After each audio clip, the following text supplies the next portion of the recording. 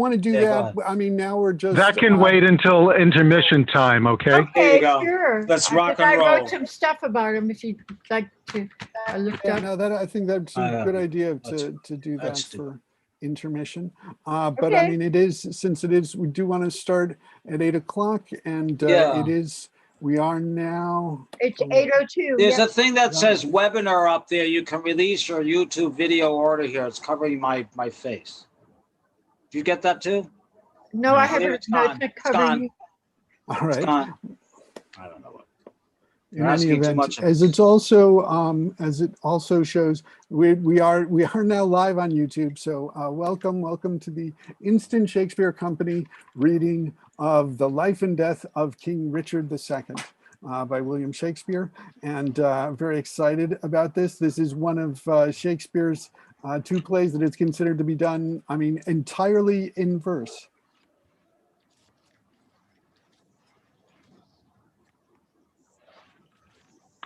What happened? Hello? Yes. Yeah. All right. Is everybody here? Yeah, we're here. Yeah, I mean, okay, well, we are ready to, I mean, so with this. Shall we start identifying? Are we ready to say who we are? Paul? Yes, let's begin. Paul, you're muted. Oh, yeah. Paul, you muted yourself. Yeah, welcome. So yeah, this has been playmastered by Michael Gardner and Jackie Margolis. And why don't you introduce the things, and we'll have Richard II. All right. Go ahead. Michael, are you starting or shall I? Okay, I'm Jackie Margolis. I'm going to do the first herald, and then I'm going to do Lord Willoughby. I'm going to do the Lady in the Garden. I'm going to do the Duchess of York, and I'm going to do the groom. I'm Michael E. Gardner, the other playmaster, and I'm doing John of Gaunt, followed by Scroop, followed by the head gardener, and Surrey. My name is Tony Scheinman. I'm playing the part of Lord Green, the Earl of Northumberland, and the Welsh captain. I'm Asher Susswine. I'm reading the Duke of York. I'm Alexander Chilton. I'm reading King Richard II. I'm Elena Rader. I'm playing Almeril and the Queen. I'm Jennifer Finger. I'm playing the servants, Lord Berkeley and Lord Salisbury. I'm Sean Buckley. I'm playing Thomas Mowbray and Lord Fitzwater. I'm Evan Sachs, he, him, or Caesar. I'm reading Bagot, Second Herald, Ross, and Harry Percy. Vicky, Marshall, Carlisle, and Bushy. I'm Virginia Hammer, and I'm doing Second Gardener and Duchess of Gloucester and Exton and Keeper. Howdy, I'm John L. Peacock, and I'll be Bolingbroke.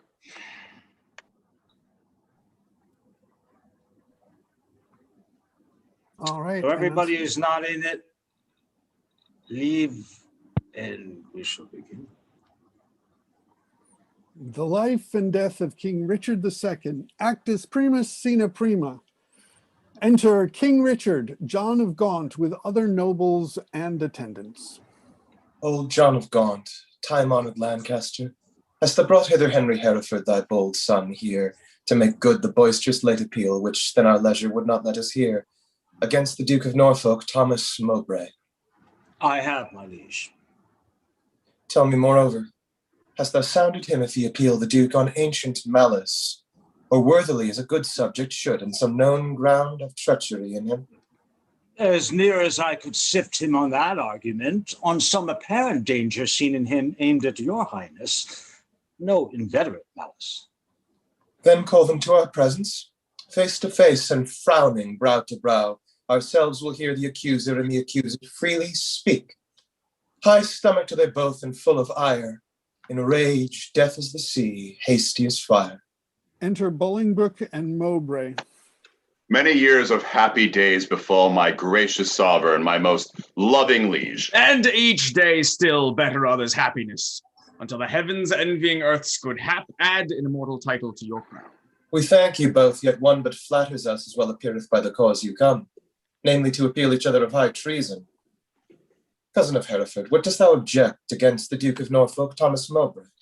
First, heaven be the record to my speech, in the devotion of a subject's love, tendering the precious safety of my prince, and free from other misbegotten hate, come I appealant to this princely presence. Now, Thomas Mowbray, I do turn to thee, and mark my greeting well. For what I speak, my body shall make good upon this earth, or my divine soul answer it in heaven. Thou art a traitor and a miscreant, too good to be so, and too bad to live, since the more fair and Christial is the sky, the uglier seem the clouds that in it fly.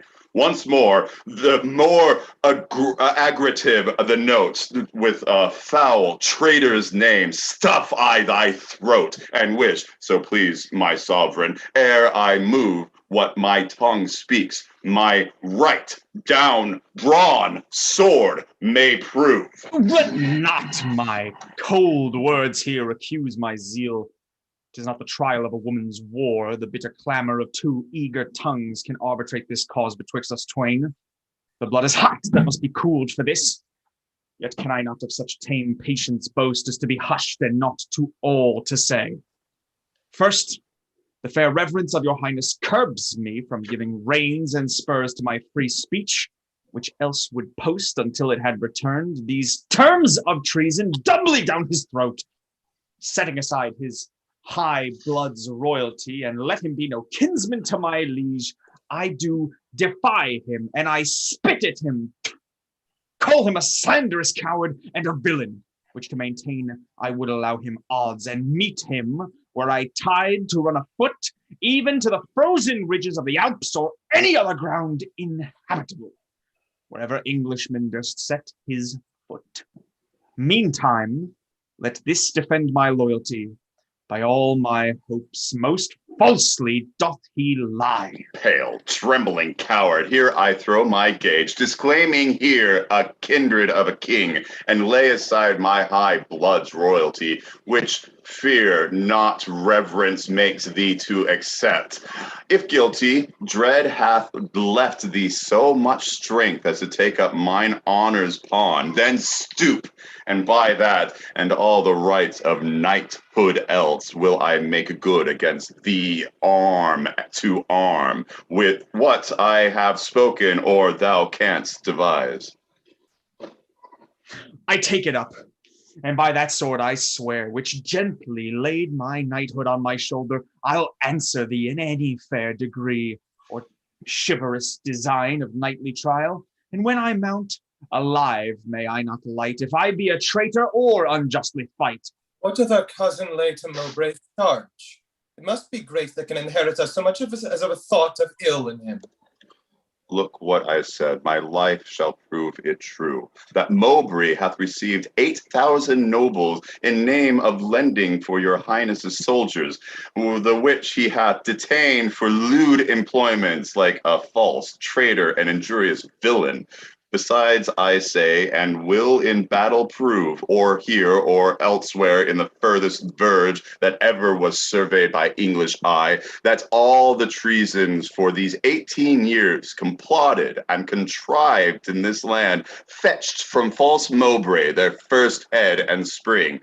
Further, I say, and further will maintain upon his bad life to make all this good, that he did plot the Duke of Gloucester's death, suggest his soon believing adversaries, and consequently, like a traitor coward, sluiced out his innocent soul through the streams of blood, which blood, like sacrificing Abel's cries, even from the tongueless caverns of the earth, to me for justice and rough chastisement. And by the glorious worth of my descent, this arm shall do it, or this life be spent. How high a pitch his resolution soars.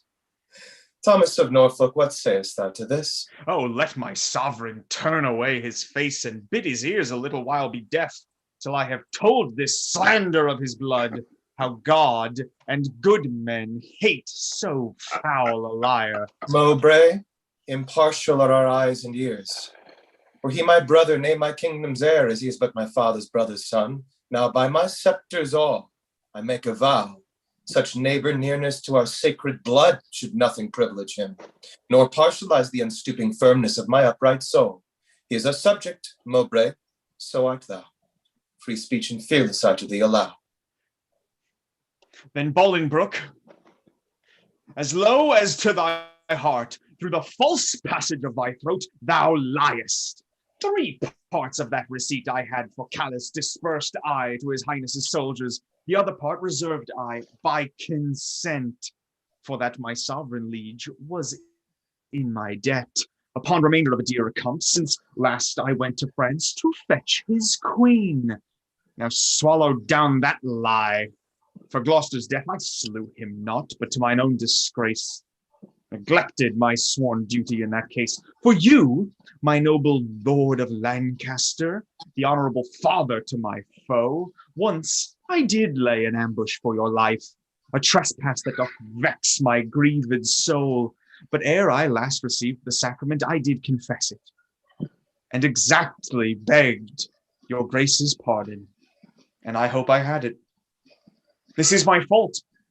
As for the rest appealed, it issues from the rancor of a villain, a recreant, a most degenerate traitor, which in myself I boldly will defend, and interchangeably hurl down my gage upon this overweening traitor's foot, to prove myself a loyal gentleman, even in the best blood chambered in his bosom.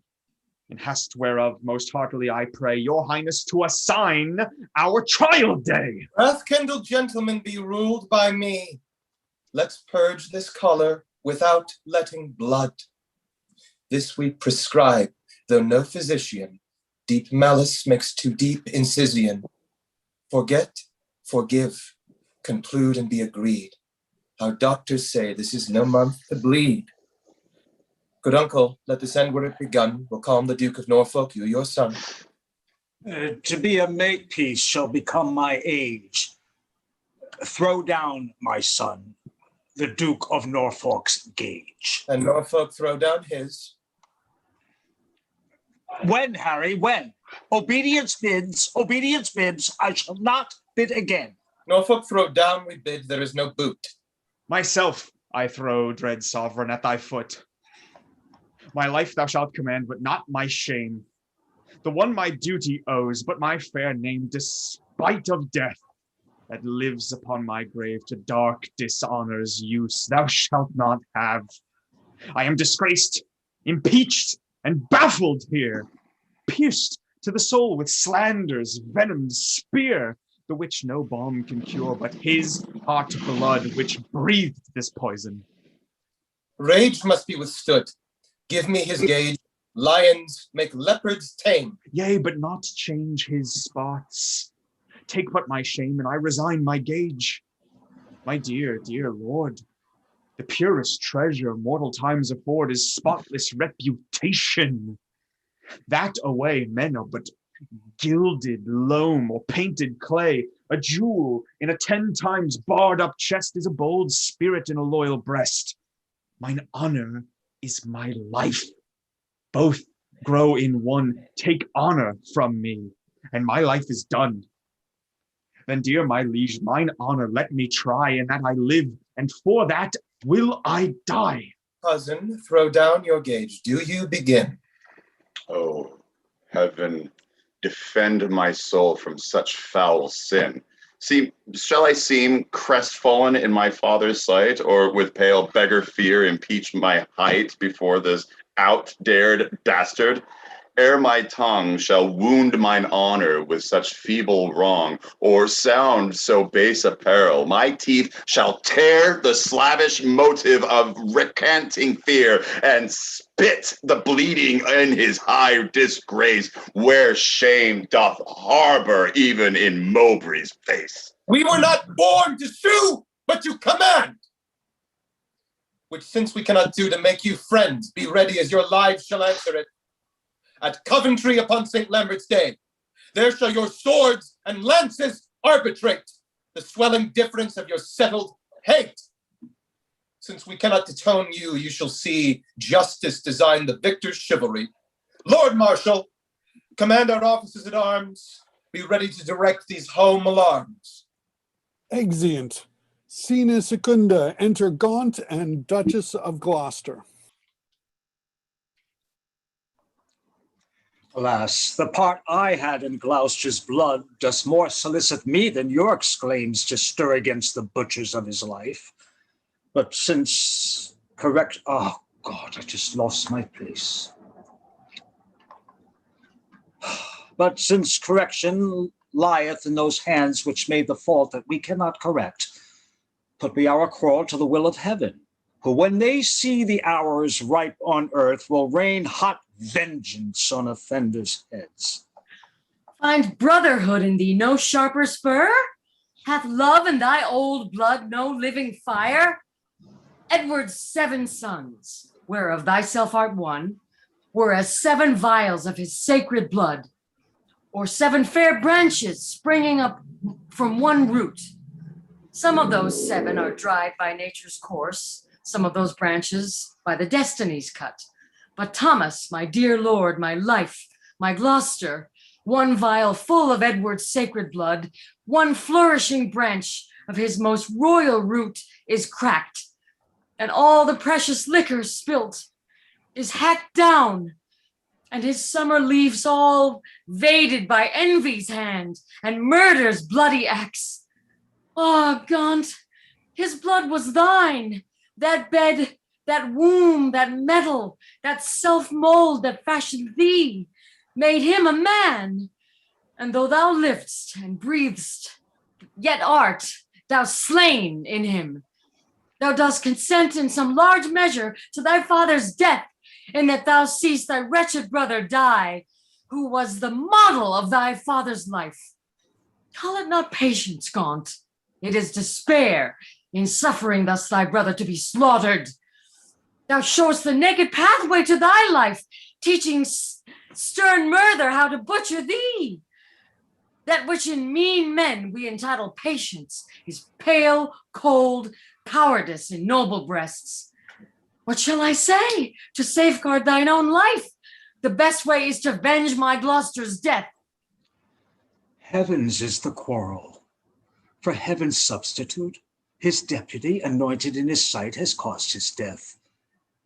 The which if wrongfully, let heaven revenge, for I may never lift an angry arm against his minister. Where then, alas, may I complaint myself? To heaven, the widow's champion to defense. Why then I will. Farewell, old Gaunt. Thou goest to Coventry, there to behold our cousin Hereford and fell Mowbray fight. Oh, sit my husband's wrongs on Hereford's spear, that it may enter butcher Mowbray's breast. Or if misfortune miss the first career, be Mowbray's sin so heavy in his bosom, that they may break his foaming courser's back and throw the rider headlong in the lists, a caitiff recreant to my cousin Hereford. Farewell, old Gaunt. Thy sometimes brother's wife, with her companion grief, must end her life. Sister, farewell. I must to Coventry. As much good stay with thee as go with me. Yet one word more. Grief boundeth where it falls, not with the empty hollows, but wait. I take my leave before I have begun, for sorrow ends not when it seemeth done. Commend me to thy brother, Edmund York. Lo, this is all. Nay, yet depart not so. Though this be all, do not so quickly go. I shall remember more. Bid him, oh, what? With all good speed, a plashy visit me. Alack, then what shall good old York there see but empty lodgings and unfurnished walls, unpeopled offices, untrodden stones? And what here therefore welcome but my groans? Therefore commend me, let him not come there. to seek out sorrow that dwells everywhere. Desolate, desolate will I hence and die. The last leave of thee takes my weeping eye. Exeunt. Scene at Tertia. Enter Marshal and O'Merle. My lord Omerle, is Harry Hartford armed? Yea, at all points and longs to enter in. The Duke of Norfolk, spritefully and bold, stays but the summons of the appellant's trumpet. Why then the champions are prepared and stay for nothing but his majesty's approach. Flourish. Enter King, Gaunt, Bushy, Bagot, Green, and others. Then Mowbray in armor and herald. Marshal, demand of yonder champion the cause of his arrival here in arms. Ask him his name and orderly proceed to swear him in the justice of the cause. In God's name. And the king, say who thou art, and why thou comest thus knightly clad in arms.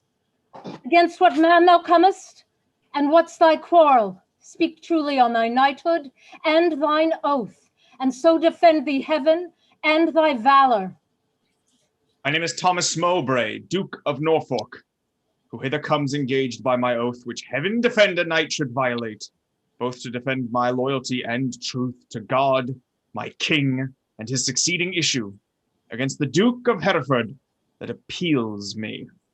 And by the grace of God in this mine arm, to prove him in defending of myself a traitor to my God, my king, and me. And as I truly fight, defend me heaven. Tucket. Enter Hereford and herald. Marshal, ask yonder knight in arms both who he is and why he cometh hither thus placed in habiliments of war, and formally according to our law, depose him in the justice of his cause. What is thy name? And wherefore comest he hither, before King Richard and his royal lists? Against whom comest thou? And what's thy quarrel? Speak like a true knight, so defend thee heaven.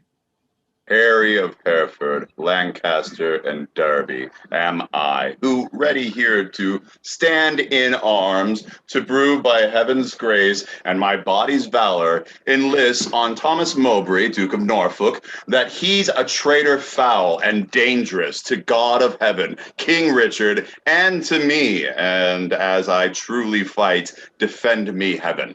On pains of death, no person be so bold of daring hands as to touch the lists, except the marshal and such officers appointed to direct those fair designs. Lord Marshal, let me kiss my sovereign's hand and bow my knee before his majesty.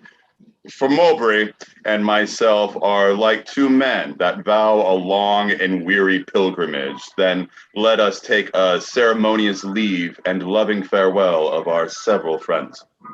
Repellent in all duty greets your highness, and craves to kiss your hand and take his leave.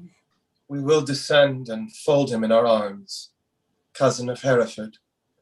As thy cause is just, so be thy fortune in this royal fight. Farewell, my blood, which if today thou shed, lament we may, but not revenge thee dead. Oh, let no noble eye profane a tear for me if I am gored with Mowbray's spear. As confident as the falcon's flight against a bird do I with Mowbray's fight, my loving lord. I take my leave of you, my noble cousin, Lord Omerle, not sick, although I have to do with death, but lusty, young, and cheerly drawing breath. Lo, as at English feasts I do regret the daintiest last to make the end most sweet. Oh, how thou, the earthy author of my blood, whose youthful spirit in me regenerates, doth with a twofold rigor lift me up to reach a victory above my head. Add proof unto mine armor with thy prayers, and with thy blessing steel my lance's point, that it may enter Mowbray's waxen coat, and furnish new the name of John of Gaunt, even in the lusty behavior of his son. Heaven in thy good cause make thee prosperous. Be swift like lightning in the execution, and let thy blows, doubly redoubled, fall like amazing thunder on the casque of thy amazed pernicious enemy. Rouse up thy youthful blood. Be valiant. and live. Mine innocence and St. George to thrive. However heaven or fortune cast my lot, there lives or dies, true to King Richard's throne, a loyal, just, and upright gentleman. Never did captive with a freer heart cast off his chains of bondage and embrace his golden, uncontrolled enfranchisement more than my dancing soul doth celebrate this feast of battle with mine adversary. Most mighty liege and my companion peers, take from my mouth the wish of happy years, as gentle and as jocund as to jest. Go I to fight, truth hath a quiet breast. Farewell, my lord. Securely I espy virtue with valor couched in thine eye. Order the trial, marshal, and begin. Harry of Hertford, Lancaster and Derby, receive thy lance, and heaven defend thy right. Strong as tower in hope, I cry amen. Go bear this lance to Thomas, Duke of Norfolk. Good. Lancaster and Derby, stand here for God, his sovereign, and himself, on pain to be found forth and recreant, to prove the Duke of Norfolk, Thomas Mowbray, a traitor to his God, his king, and him, and dares him to set forwards to the fight. Here standeth Thomas Mowbray, Duke of Norfolk, on pain to be found false and recreant, both to defend himself and to approve Henry of Hereford, Lancaster, and Derby, to God, his sovereign, and to himself disloyal, courageously, and with a free desire attending, but the signal to begin. Sound trumpets, and set forth combatants. Stay, the king hath thrown his warder down. Let them lay by their helmets and their spears, and both return back to their chairs again. Withdraw with us, and let the trumpets sound while we return these dukes what we decree. A long flourish. Draw near and list, what with our counsel we have done, that our kingdom's earth should not be soiled with that dear blood which hath fostered it.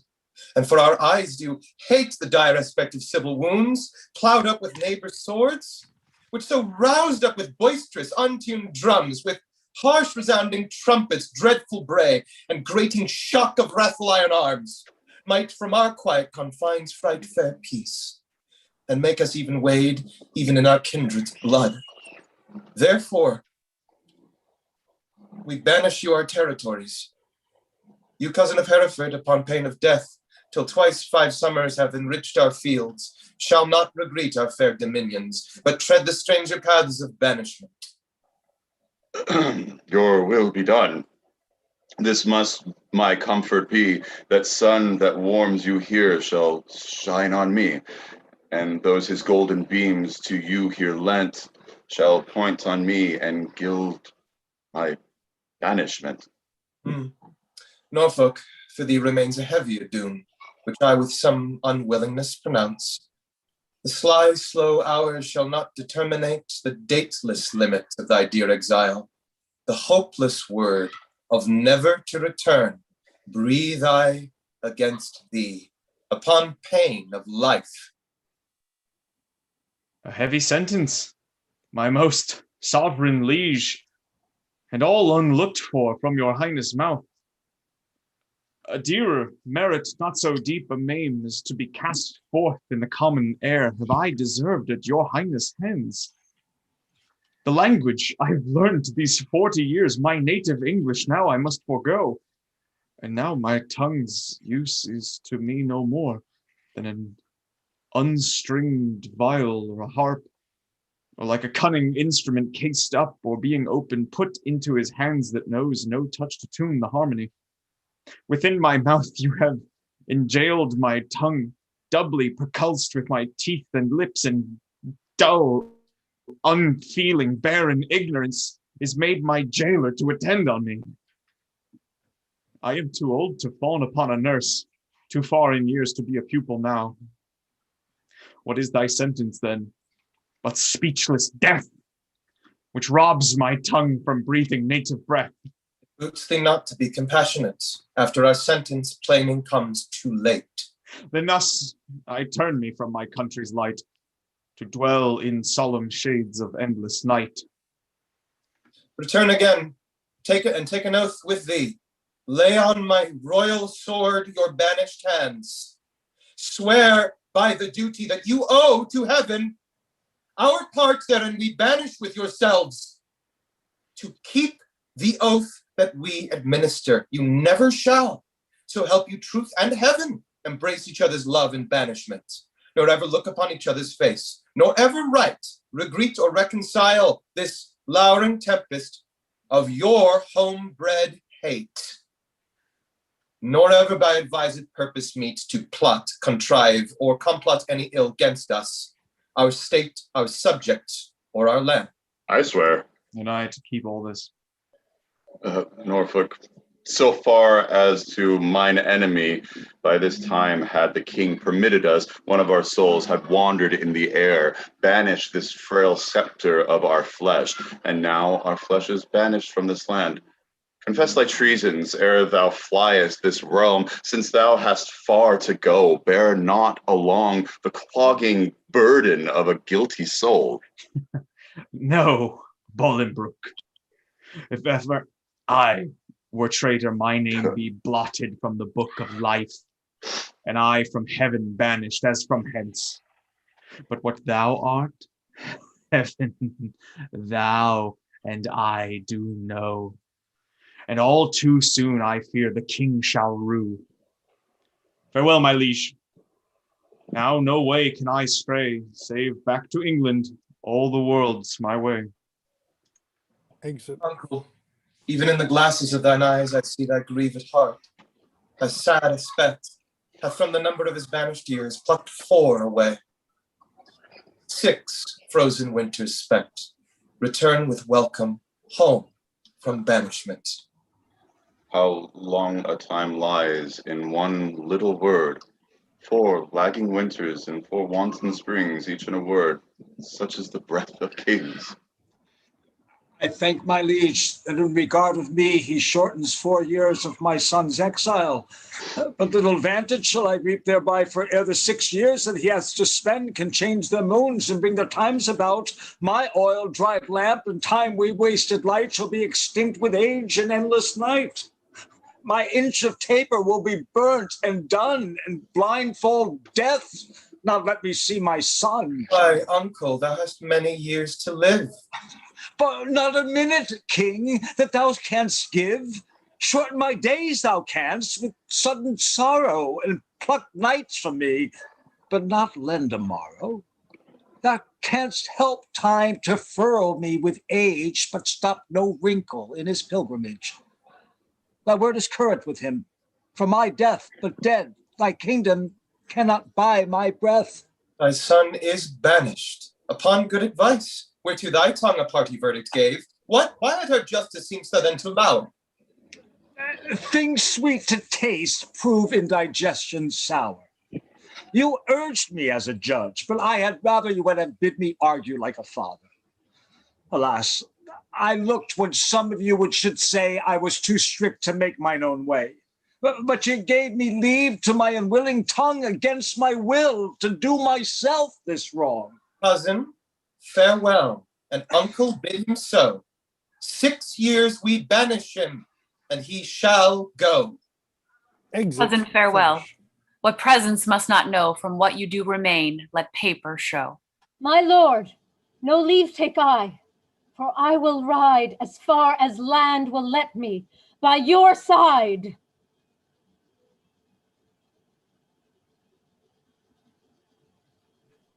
On what purpose dost thou hoard thy words if thou returnest no greeting to thy friends? I have too few to take my leave of you, when the tongue's office should be prodigal, to breath the abundant dollar of the heart. Thy grief is but thy absence for a time. Joy absent, grief is present for that time. What is 6 winters? They are quickly gone. To men enjoy, but grief makes 1 hour 10. Call it a travel that thou takest for pleasure. My heart will sigh. when I miscall it so, which finds it an enforced pilgrimage. The sullen passage of thy weary steps, a steeless soil wherein thou art to set the precious jewel of thy home return. Oh, who can hold a fire in his hand by thinking on the frosty Caucasus? Or cloy the hungry edge of appetite by bare imagination of a feast, or wallow naked in December snow by thinking on fantastic summer's heat. Oh, no, the apprehension of the good gives but the greater feeling to the worse. Fell sorrow's tooth doth ever rankle more than when it bites, but lanceth not the sore. Come, my son, I'll bring thee on thy way. Had I the youth and cause, I would not stay. Then England's ground, farewell. Sweet soil, adieu. My mother and my nurse, which bears me yet, where'er I wander, boast of this I can, though banished, yet true-born Englishman. Scene quarta, enter King, O'Merle, Green, and Bagot. We did observe. Cousin O'Merle, how far brought you High Hereford on his way? I brought High Hereford, if you call him so, but to the next highway, and there I left him. And say, what sort of parting tears were shed? Faith, none for me, except the northeast wind, which then grew bitterly against our face, awaked the sleepy room, and so by chance did grace our hollow parting with a tear. What said our cousin when you parted with him? Farewell. And for my heart disdained in my tongue should so profane the word that taught me craft to counterfeit oppression of such grief, that word seemed buried in my sorrow's grave. Mary, would the word farewell have lengthened hours and added years to his short banishment? He should have had a volume of farewells, but since it would not, he had none of me. He is our cousin. But 'tis doubt when time shall call him home from banishment, whether our kinsmen come to see his friends. Ourself and Bushy here, Bagot and Green, observed his courtship to the common people, how he did seem to dive into their hearts, with humble and familiar courtesy, with what reverence he did throw away on slaves, wooing poor craftsmen with the craft of souls, and patient on the bearing of his fortune as 'twere to banish their effects with him. Off goes his bonnet to an oyster wench. A brace of draymen bid God speed him well, and had the tribute of his supple knee, with thanks, my countrymen, my loving friends, as were our England in reversion his, and he our subjects' next degree in hope. Well, he is gone, and with him go these thoughts. Now for the rebels which stand out in Ireland. Expedient manage must be made, my liege. Ere further leisure, yield them further means for their advantage and your highness's loss. We will ourself in person to this war, and for our coffers with too great a court and liberal largesse are grown somewhat light. We're enforced to farm our royal realm, the revenue whereof shall furnish us for our affairs in hand. If that comes short, our substitutes at home shall have blank charters, whereto, when they shall know what men are rich, they shall subscribe them for large sums of gold, and send them after to supply our wants, for we will make for Ireland presently. Enter Bushy. Bushy, what news? Old John of Gaunt is very sick, my lord. Suddenly taken, and hath sent post-haste to entreat your majesty to visit him. Where lies he? To Ely House. Now put it heaven in his physician's mind to help him to his grave immediately. The lining of his coffer shall make our coats to deck our soldiers for these Irish wars. Come, gentlemen, let's all go visit him. Pray heaven we may make haste and come too late. Exit. Actus secunda scena prima, enter Gaunt sick with York. Will the king come that I may breathe my last in wholesome counsel to his unstayed youth? Vex not yourself, nor strive not with your breath, for all in vain comes counsel to his ear.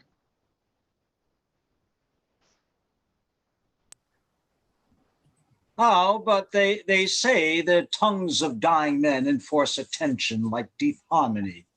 Where words are scarce, they are seldom spent in vain, for they breathe truth that breathe their words in pain. He that no more must say is listened more than they whom youth and ease have taught to glose. More men's ends marked than their lives before, the setting sun and music in the close. As the last tastes of sweets is sweetest, last written remembrance more than things past. Though Richard's my life's counsel would not hear, my death's sad tale may yet undeaf his ear. No, it is stopped with other flattering sounds as praises of his state. Then there are found lascivious meters, to whose venom sound the open ear of youth doth always listen. Report of fashions in proud Italy, whose manners still our tardy apish nation limps after in base imitation. Where doth the world thrust forth a vanity, so it be new, there's no respect how vile that is not quickly buzzed into his ears, that all too late comes counsel to be heard. Where will doth mutiny with wit's regard, direct not him whose way himself will choose. 'Tis breath thou lackst, and that breath wilt thou lose. Methinks I am a prophet new inspired, and thus expiring do foretell of him. His rash fiery blaze of riot cannot last, for violent fires soon burn out themselves. Small showers last long, but sudden storms are short. He tires betimes at spurs too fast betimes. With eager feeding food, the choke the feeder, light vanity, satiate, cormorant, consuming means, soon preys upon itself. This royal throne of kings, this sceptred isle, this earth of majesty, this seat of Mars, this other Eden demi-paradise, this fortress built by nature for herself against infection and the hand of war, this happy breed of men, this little world, that precious stone set in the silver sea, which serves it in the office of a wall, or as a moat defensive to a house against the envy of less happier lands. This blessed plot, this earth, this realm, this England, this nurse, this teeming womb of royal kings, feared by their breed and famous for their birth, renowned for their deeds, is far from home for Christian service and true chivalry, as is the sepulchre in stubborn jury of the world's ransom, blessed Mary Son. This land of such dear souls, this dear, dear land, dear for her reputation through the world, is now leased out. I'm pronouncing it like to a tenement or a pelting farm. England bound in with the triumphant sea, whose rocky shore beats back the envious siege of watery Neptune, is now bound in with shame, with inky blots and rotten parchment bonds. That England that was wont to conquer others has made a shameful conquest of itself. Would the scandal vanish with my life? How happy then were my ensuing death. Enter King, Queen, Admiral, Butter, Bushy Green, Bagot, Ross, and Willoughby. The king is come. Deal mildly with his youth, for young hot colts being raged do rage the more. How fares our noble Uncle Lancaster? What comfort, man, how is't with aged Gaunt? Oh, well, that name befits my composition. Old Gaunt indeed, and gaunt in being old, within my grief hath kept a tedious fast, and who abstains from meat that is not gaunt? For sleeping England long time have I watched. Watching breeds leanness, leanness is all gaunt. The pleasure that some fathers feed upon is my strict fast. I mean my children's looks. Therein fasting is thou made me gaunt. Gaunt am I for the grave, gaunt as a grave. whose hollow womb inherits naught but bones. And sick men play so nicely with their names. No, misery makes sport to mock itself. Since thou dost seek to kill my name in me, I mock my name, great king, to flatter thee. Should dying men flatter those that live? No, men living flatter those that die. Thou now a dying say'st thou flatterest me. Oh no, thou diest, though I the sicker be. I'm in health, I breathe, I see thee ill. Now he that made me knows I see thee ill in myself to see, and in seeing thee, seeing ill, thy deathbed is no lesser than the land wherein thou liest in reputation sick. And thou, too careless patient as thou art, committest thy anointed body to the cure of those physicians that first wounded thee. 1,000 flatterers sit within thy crown, whose compass is no bigger than thy head, and yet encaged in so small a verge, the waste is no whit lesser than thy land. Thou had thy grandsire with a prophet's eye seen how his son's son should destroy his sons. From forth thy reach he would have laid thy shame deposing thee before thou wert possessed, which art possessed now to depose thyself. Why, cousin, were thou reach into the world, it were a shame to let his land by lease. But for the world enjoying but this land is not more than shame to shame it so. Landlord of England art thou, and not king.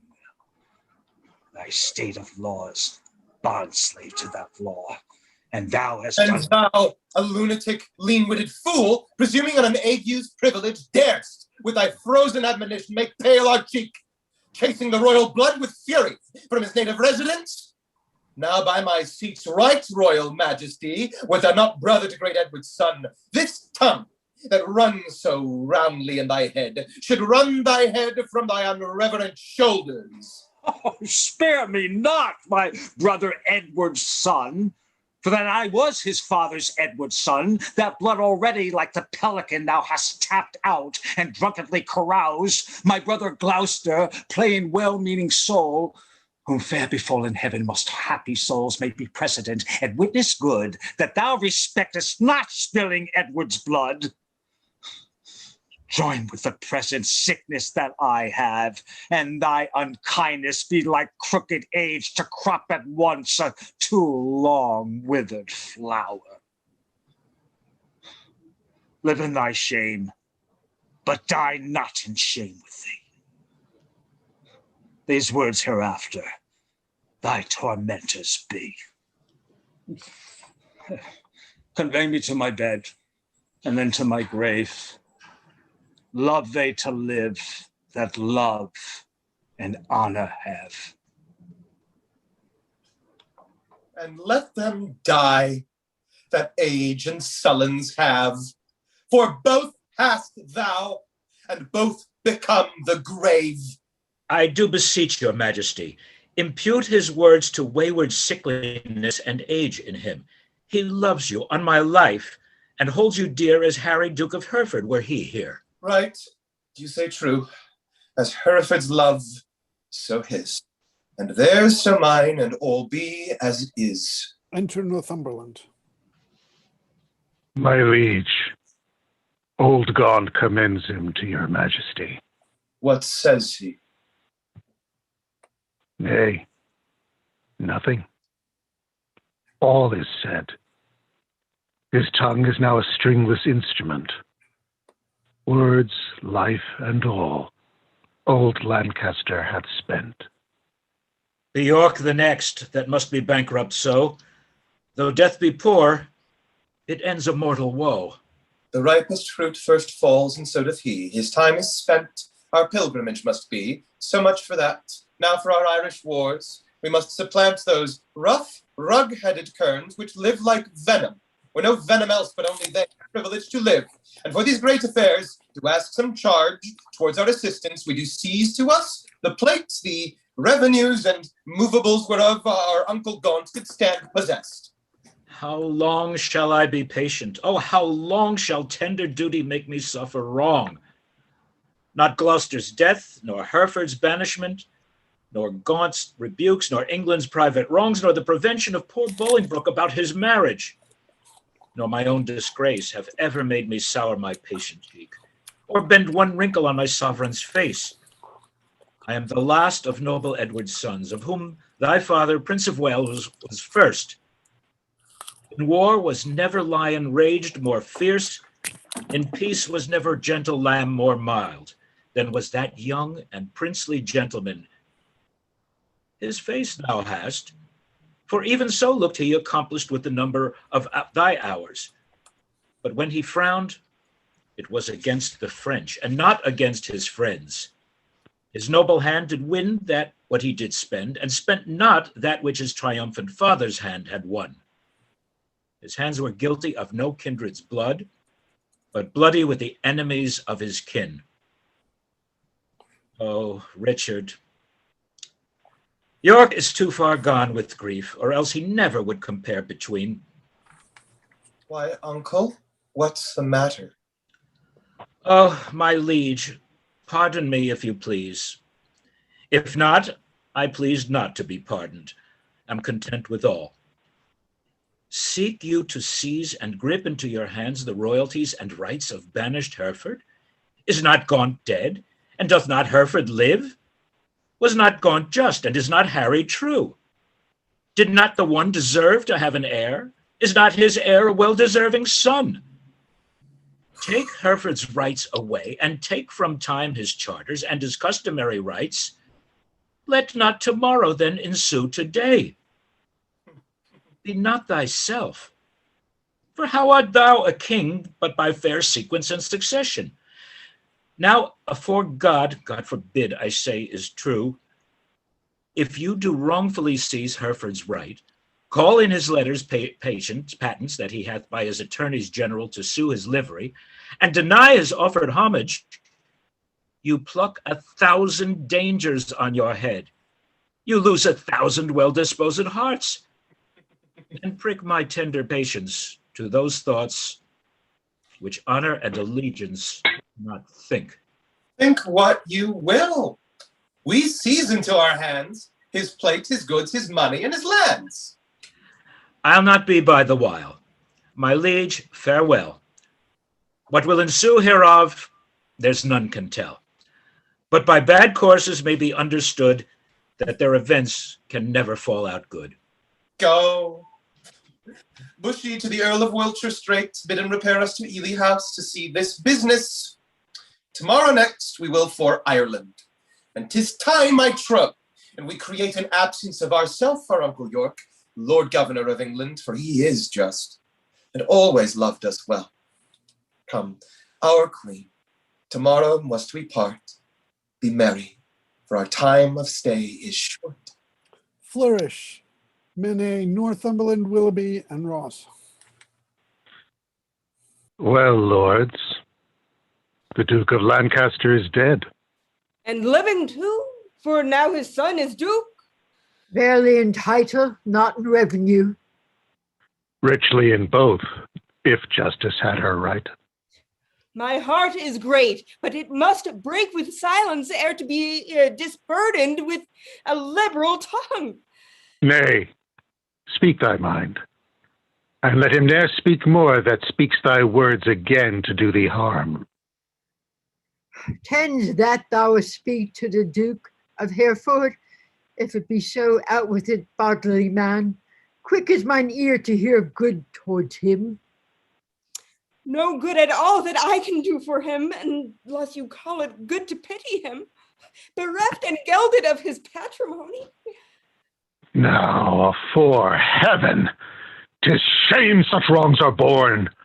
In him a royal prince, and many more of noble blood in this declining land. The king is not himself, but basely led by flatterers, and what they will inform merely in hate against any of us all, that will the king severely prosecute.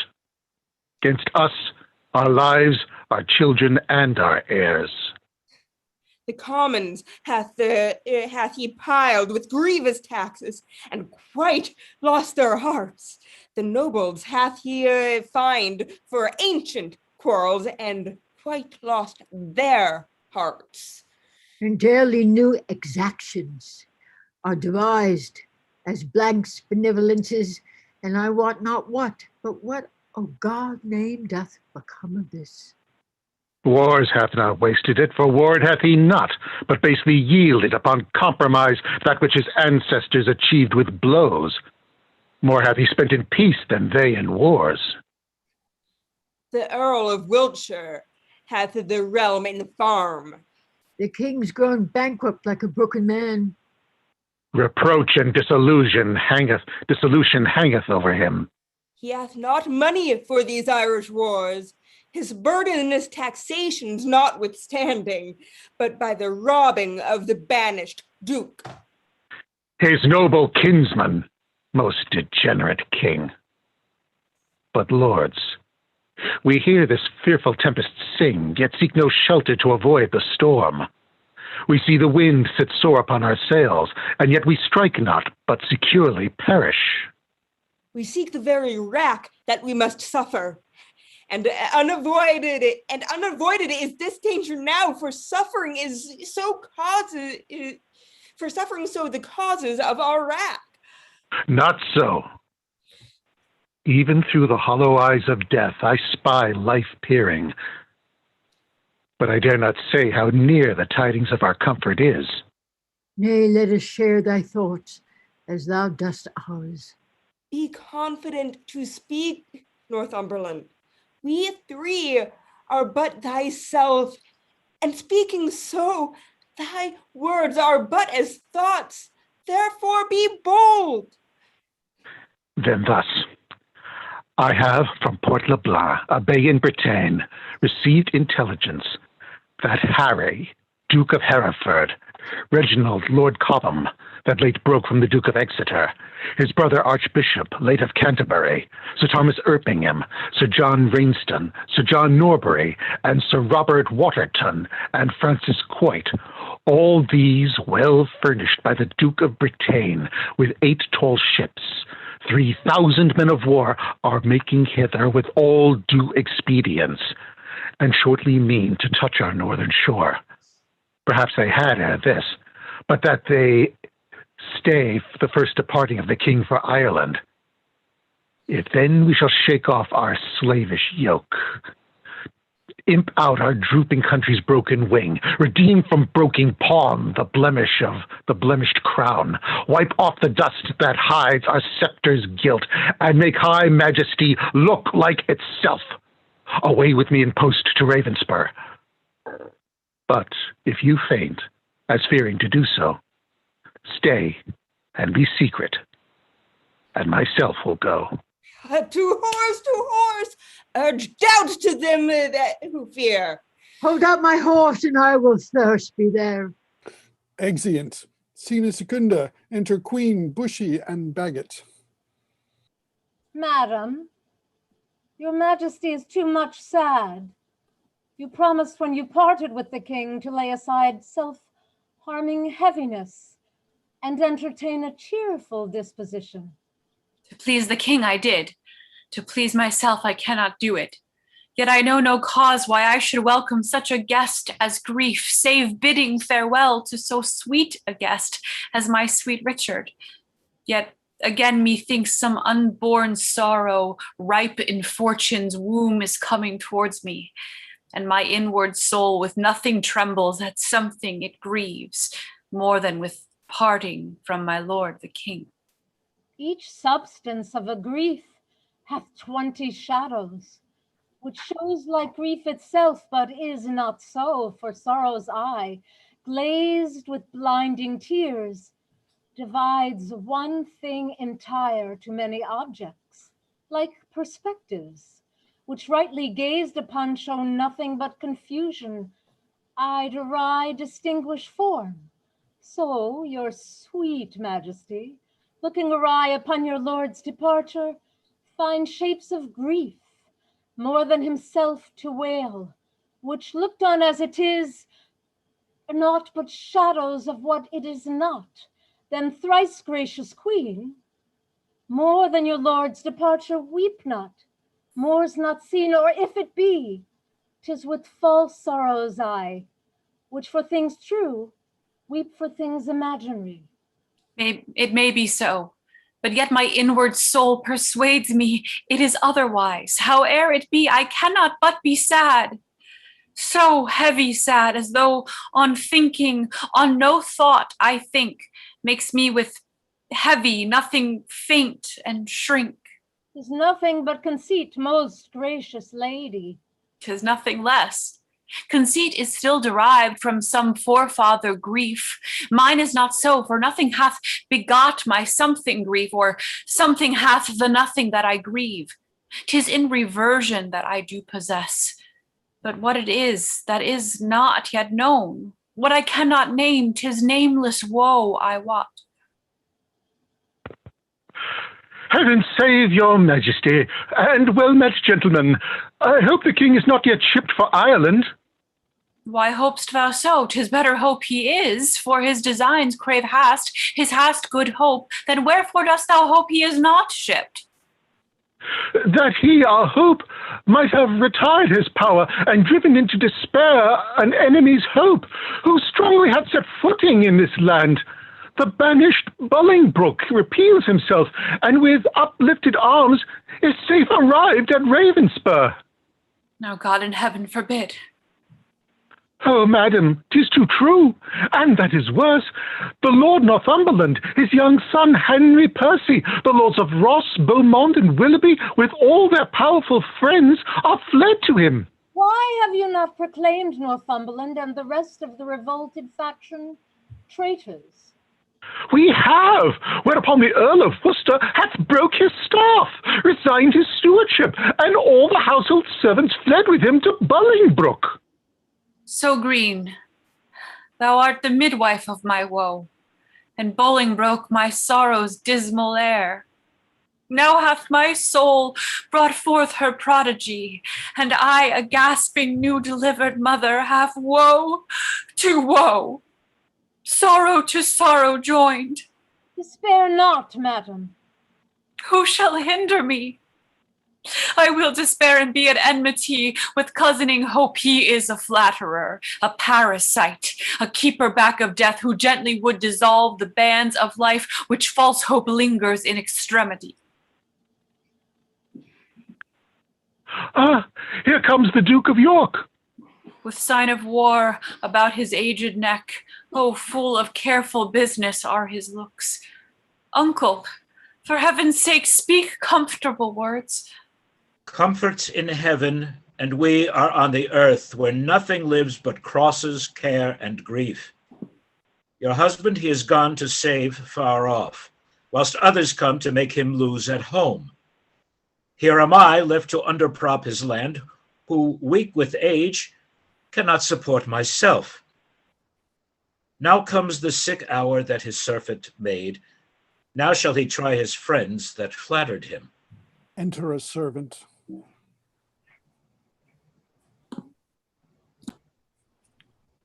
My lord, your son was gone before I came. He was. Why so?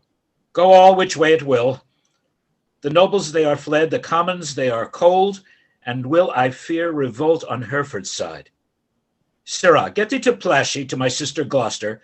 Bid her send me presently £1,000. Hold, take my ring. My lord, I have forgot to tell your lordship. Today I came by and called there, but I shall grieve you to report the rest. What is't, knave?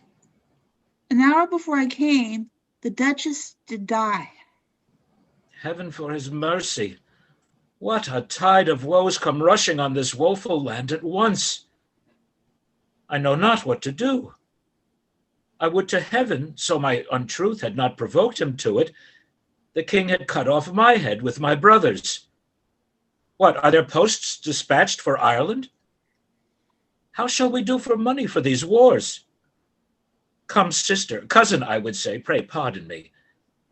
Go, fellow, get thee home, provide some carts, and bring away the armor that is there. Gentlemen, will you muster men? if I know how or which way to order these affairs thus disorderly thrust into my hands, never believe me. Both are my kinsmen. The one is my sovereign, whom both my oath and duty bids defend. The other again is my kinsman, whom the king hath wronged, whom conscience and my kindred bids to right. Well, somewhat we must do. Come, cousin, I'll dispose of you. Gentlemen, go muster up your men and meet me presently at Berkeley Castle. I should to Plashy too, but time will not permit. All is uneven, and everything is left at 6 and 7. The wind sits fair for news to go to Ireland, but none returns. For us to levy power proportionable to the enemy is all impossible.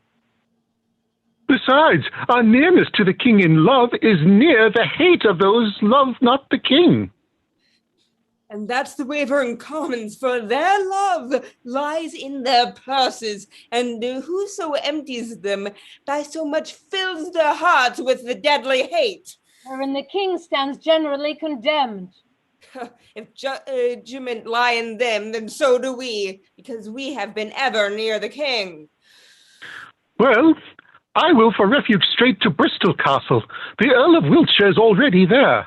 Thither will I with you, for little office will be hateful commons to perform for us, except like curs, to tear us all to pieces. Will you go along with us? No, I will to Ireland, to his majesty.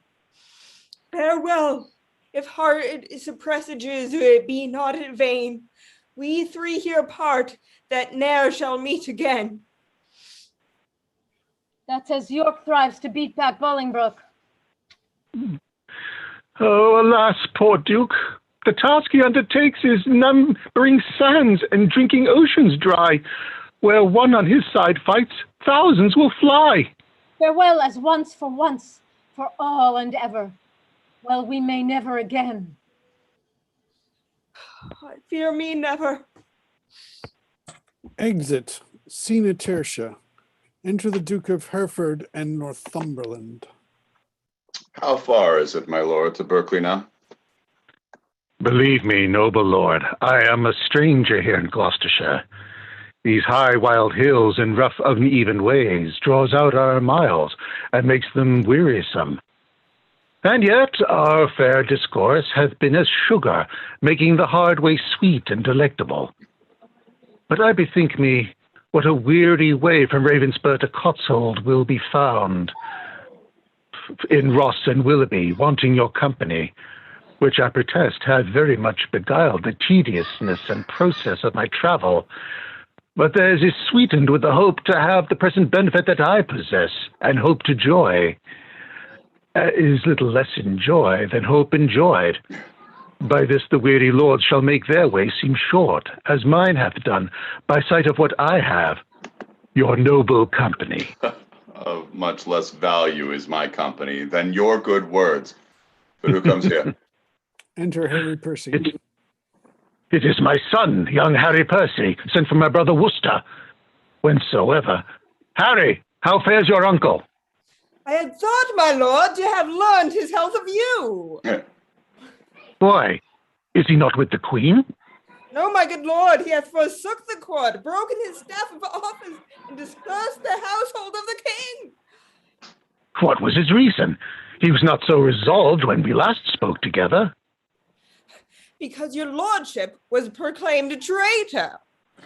But he, my lord, is gone to Ravensburg to offer service to the Duke of Hereford, and sent me over by Berkeley to discover what power the Duke of York had levied here, then with direction to repair to Ravensburg. Have you forgot the Duke of Hereford, boy? No, my good lord, for that is not forgot which ne'er I did remember. To my knowledge, I never in my life did look on him. Then learn to know him now. This is the Duke. Oh, my gracious lord, I tender you my service, such as it is, being tender and young, which Elder days shall ripen and confirm to more approved service and desert. I thank thee, gentle Percy, and be sure I count myself in nothing else so happy as in a soul remembering my good friends. And as my fortune ripens with thy love, it shall still be thy true love's recompense. My heart this covenant makes, my hand thus seals it. How far is it to Berkeley? And what stir keeps old York there with his men of war? There stands the castle by yonder tuft of trees, manned with 300 men, as I have heard, and in it are the lords of York, Berkeley, and Seymour, none else of name and noble estimate. Enter Ross and Willoughby. Here come the lords of Ross and Willoughby, bloody with spurring, fiery red with haste. Welcome, my lords. I want your love's pleasures, a banished traitor. All my treasure is yet but unfelt thanks, which more enriched shall be your love and labor's recompense. Your presence makes us rich, most noble lord. And far surmount our labor to attain it. Evermore thanks, the equisure of the poor, which till my infant fortunes comes to years, stands for my bounty. But who comes here? It is my lord of Berkeley, as I guess. My lord of Hereford, my message is to you. My lord, my answer is to Lancaster, as I come to seek that name in England, and I must find your title in your tongue before I make reply to aught you say. Mistake me not, my lord. 'Tis not my meaning to raise one title of your honor out. To you, my lord, I come, what lord you will, from the most glorious of this land, the Duke of York, to know what pricks you on to take advantage of the absent time, and fright our native peace with self-born arms. Enter York. I shall not need transport my words by you. Here comes his grace in person, my noble uncle. Show me thy humble heart and not thy knee, whose duty is deceivable and false. My gracious uncle. Tut, tut, grace me no grace, nor uncle me. I am no traitor's uncle, and that word grace in an ungracious mouth is but profane. Why have these banished and forbidden legs dared once to touch a dust of England's ground? But more than why have they dared to march so many miles upon her peaceful bosom, frightening her pale-faced villages with war and ostentation of despised arms? Comest thou because the anointed king is hence? Why, foolish boy, the king is left behind, and in my loyal bosom lies his power.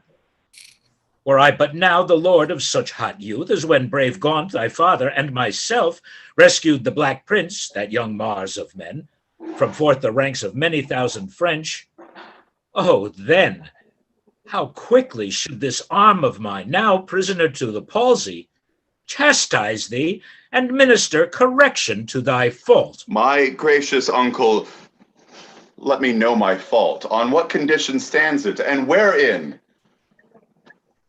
Even in condition of the worst degree, in gross rebellion and detested treason. Thou art a banished man, and here art come before the expiration of thy time, in braving arms against thy sovereign. As I was banished Hereford, but as I come for Lancaster. And noble uncle, I beseech your grace, look on my wrongs with an indifferent eye.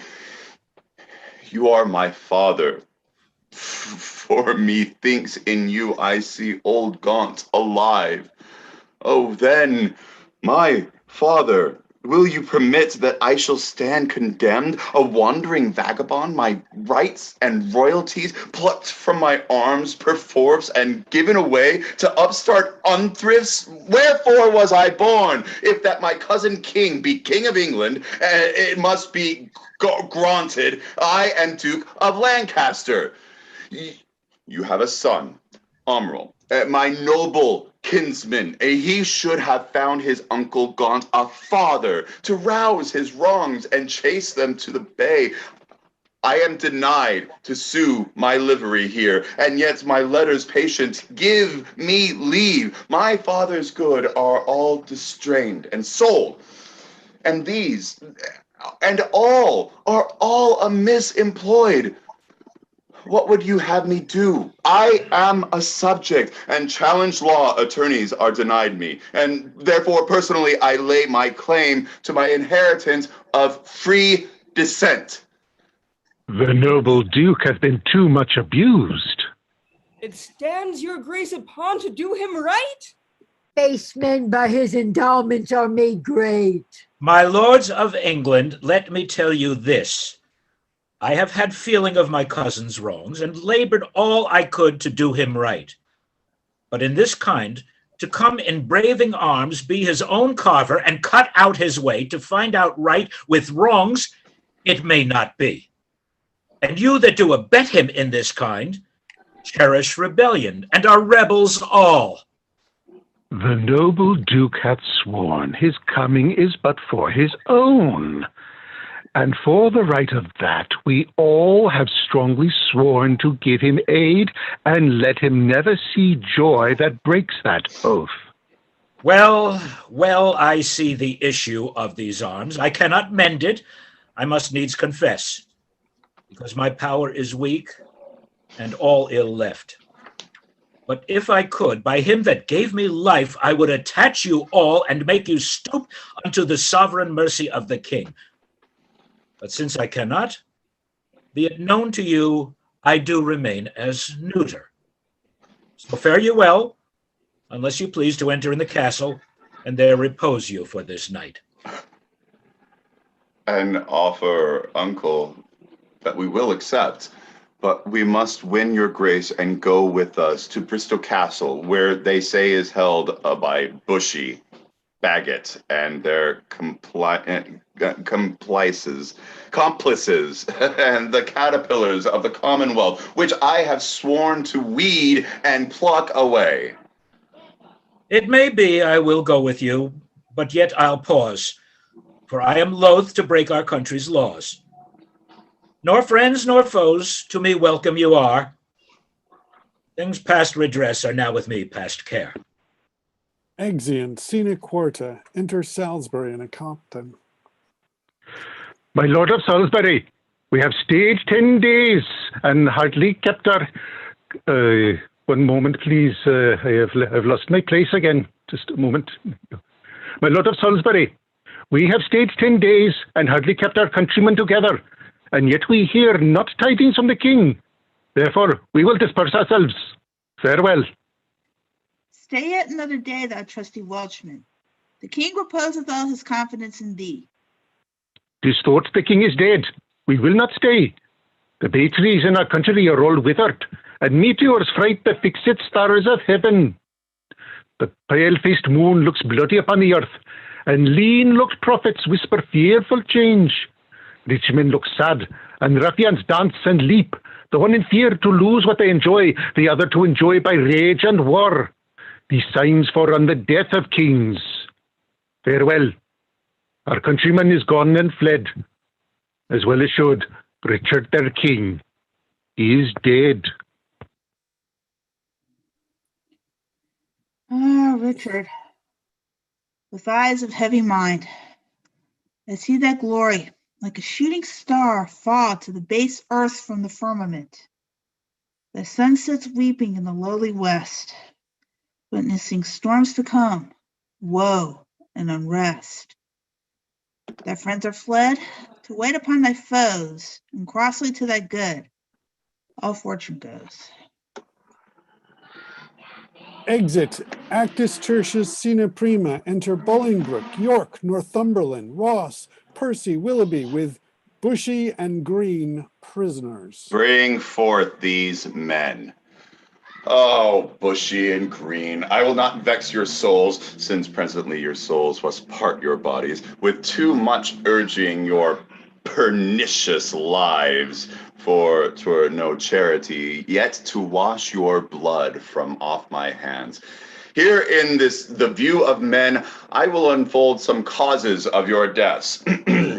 You have misled a prince, a royal king, a happy gentleman in blood, and lieutenants, by you unhappied and disfigured clean, you have in manner with your sinful hours made a divorce betwixt his queen and him, broke the possession of a royal bed, and stained the beauty of a fair queen's cheeks with tears drawn from her eyes with your foul wrongs.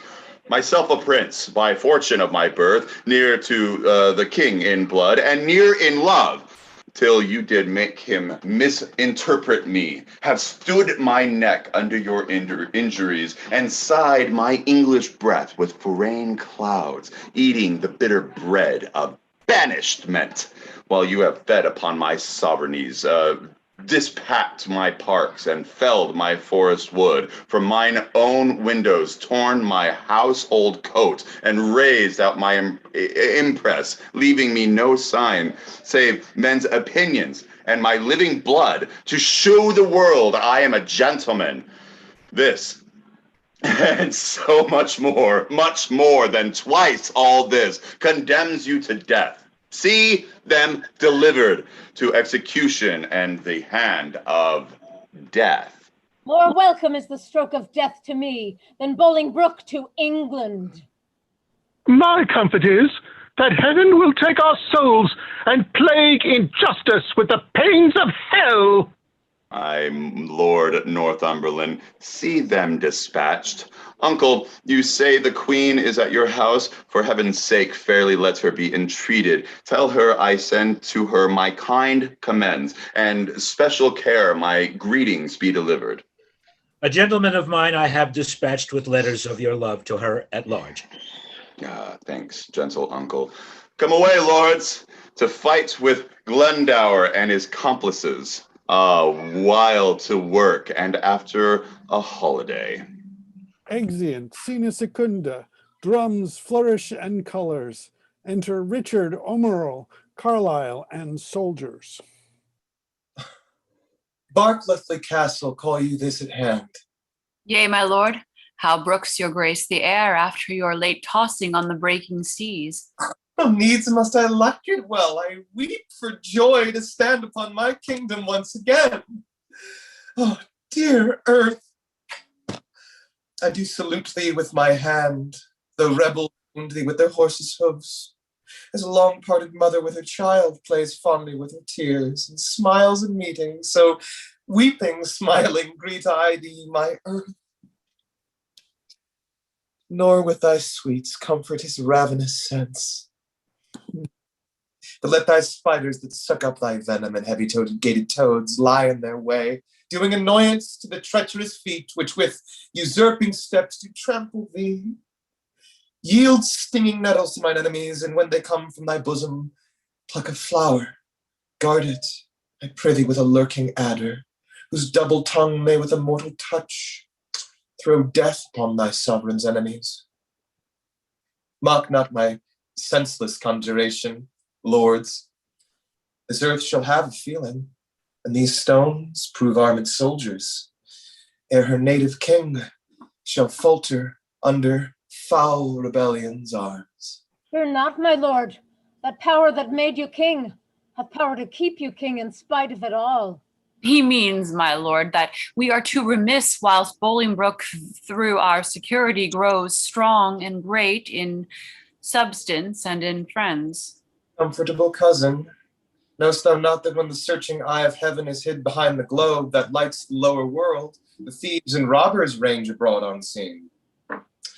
In murders and an outrage bloody here, but when from under this terrestrial ball he fires the proud tops of eastern pines and darts his lightning through every guilty hole, then murders, treasons, and detested sins, the cloak of night being plucked off their backs, stand bare, trembling at themselves. So, when this thief, this traitor, Bolingbroke, who all this while hath revelled in the night, shall see us rising in our throne in the east, his treasons will sit blushing in his face, not able to endure the sight of day, but self-affrighted tremble at his sin. Not all the water in the rough-root sea can wash the balm from an anointed king. The breath of worldly men cannot depose the deputy elected by the Lord, for every man that Bolingbroke hath pressed to lift steel against our golden crown. Heaven for Richard hath in heavenly pay a glorious angel. Then if angels fight, weak men must fall, for heaven still guards the right. Enter Salisbury. Welcome, my lord. How far off lies your power? Nor near nor farther off, my gracious lord, than this week on. Discomfort guides my tongue, and bids me speak of nothing but despair. One day too late, I fear, my noble lord, hath clouded all thy happy days on earth. Oh, call back yesterday. Bid time return, and thou shalt have 12,000 fighting men. Today, unhappy day too late, o'erthrows thy joys, friends, fortune, and thy state. For all the Welshmen hearing thou wert dead are gone to Bolingbroke, dispersed and fled. Comfort, my liege. Why looks your grace so pale? But now the blood of 20,000 men did triumph in my face, and they're fled. And till so much blood did there come again, have I not reason to look pale and dead? All souls that will be saved fly from my side, for time hath set a blot upon my pride. Comfort, my liege. Remember who you are. I had forgot myself. Am I not king? Ha ha! Awake the sluggard majesty, thou sleepest.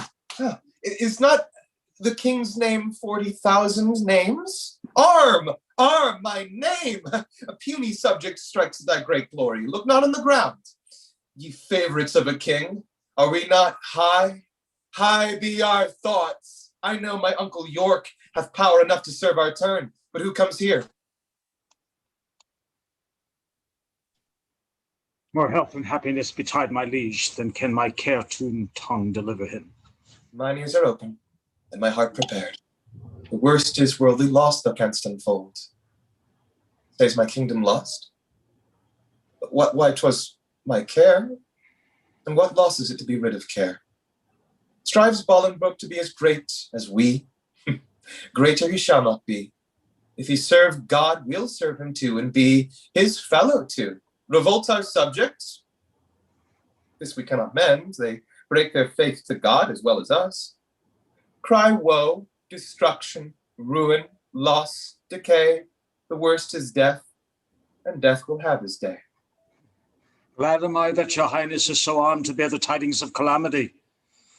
Like an unseasonable stormy day, which make the silver rivers drown their shores as if the world were all dissolved to tears, so high above his limits swells the rage of Bolingbroke, covering your fearful land with hard, bright steel, and hearts harder than steel.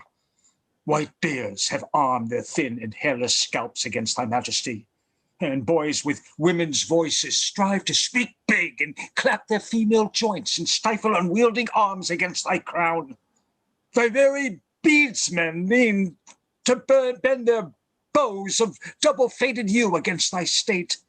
Yea, distaff women manage rusty bills against thy seat. Both young and old rebel, and all goes worse than I have power to tell.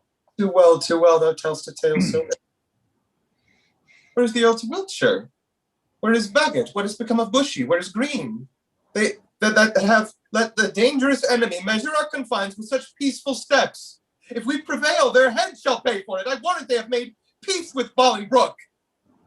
Peace have they made with him indeed, my lord. Oh, villains, vipers, damned without redemption, dogs, easily won to fawn on any man. Ah, snakes in my heart, blood warm that sting my heart. 3 Judases, each one of them worse than Judas. Would they make peace? Terrible hell, make war upon their spotted souls for this offense. Sweet love, I see it changing his property turns to the sourest and most deadly hate. Again, uncurse their souls. Their peace is made with heads and not with hands. Those whom you curse have felt the worst of death's destroying hand, and lie full low, graved in the hollow ground.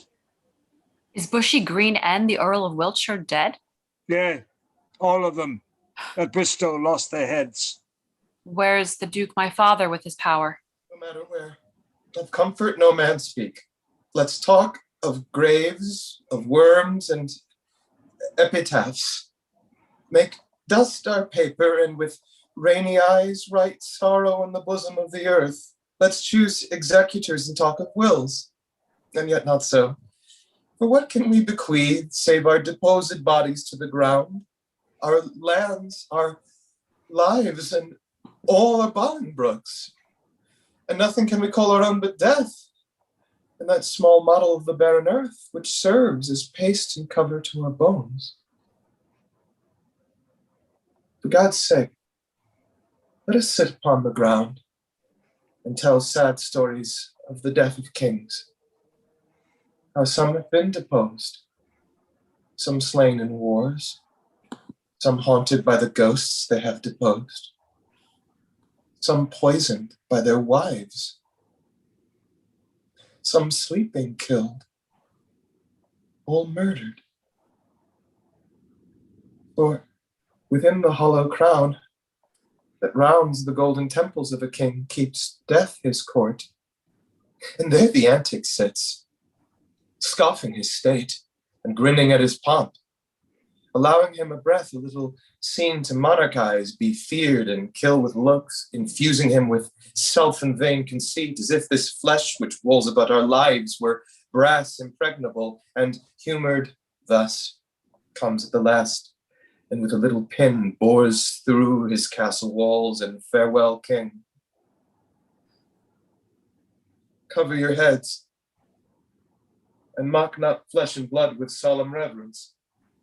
Throw away respect, tradition, form, and ceremonious duty, for you have but mistook me all this while. I live with bread, like you, feel want, taste grief, need friends. Subjected thus, how can you say to me I am a king? My lord, wise men ne'er wail their present woes, but presently prevent the ways to walk, to fear the foe, since fear oppresseth strength, gives in your weakness strength unto your foe. Fear and be slain, no worse can come to sight, and fight and die is death-destroying death, where fearing dying pays death's servile breath. My father hath a power. Inquire of him and learn to make a body of a limb. Thou chidest me well. Proud Bolingbroke, I come to change blows with thee. For our day of doom, this ague fit of fear is overblown. An easy task it is to win our own.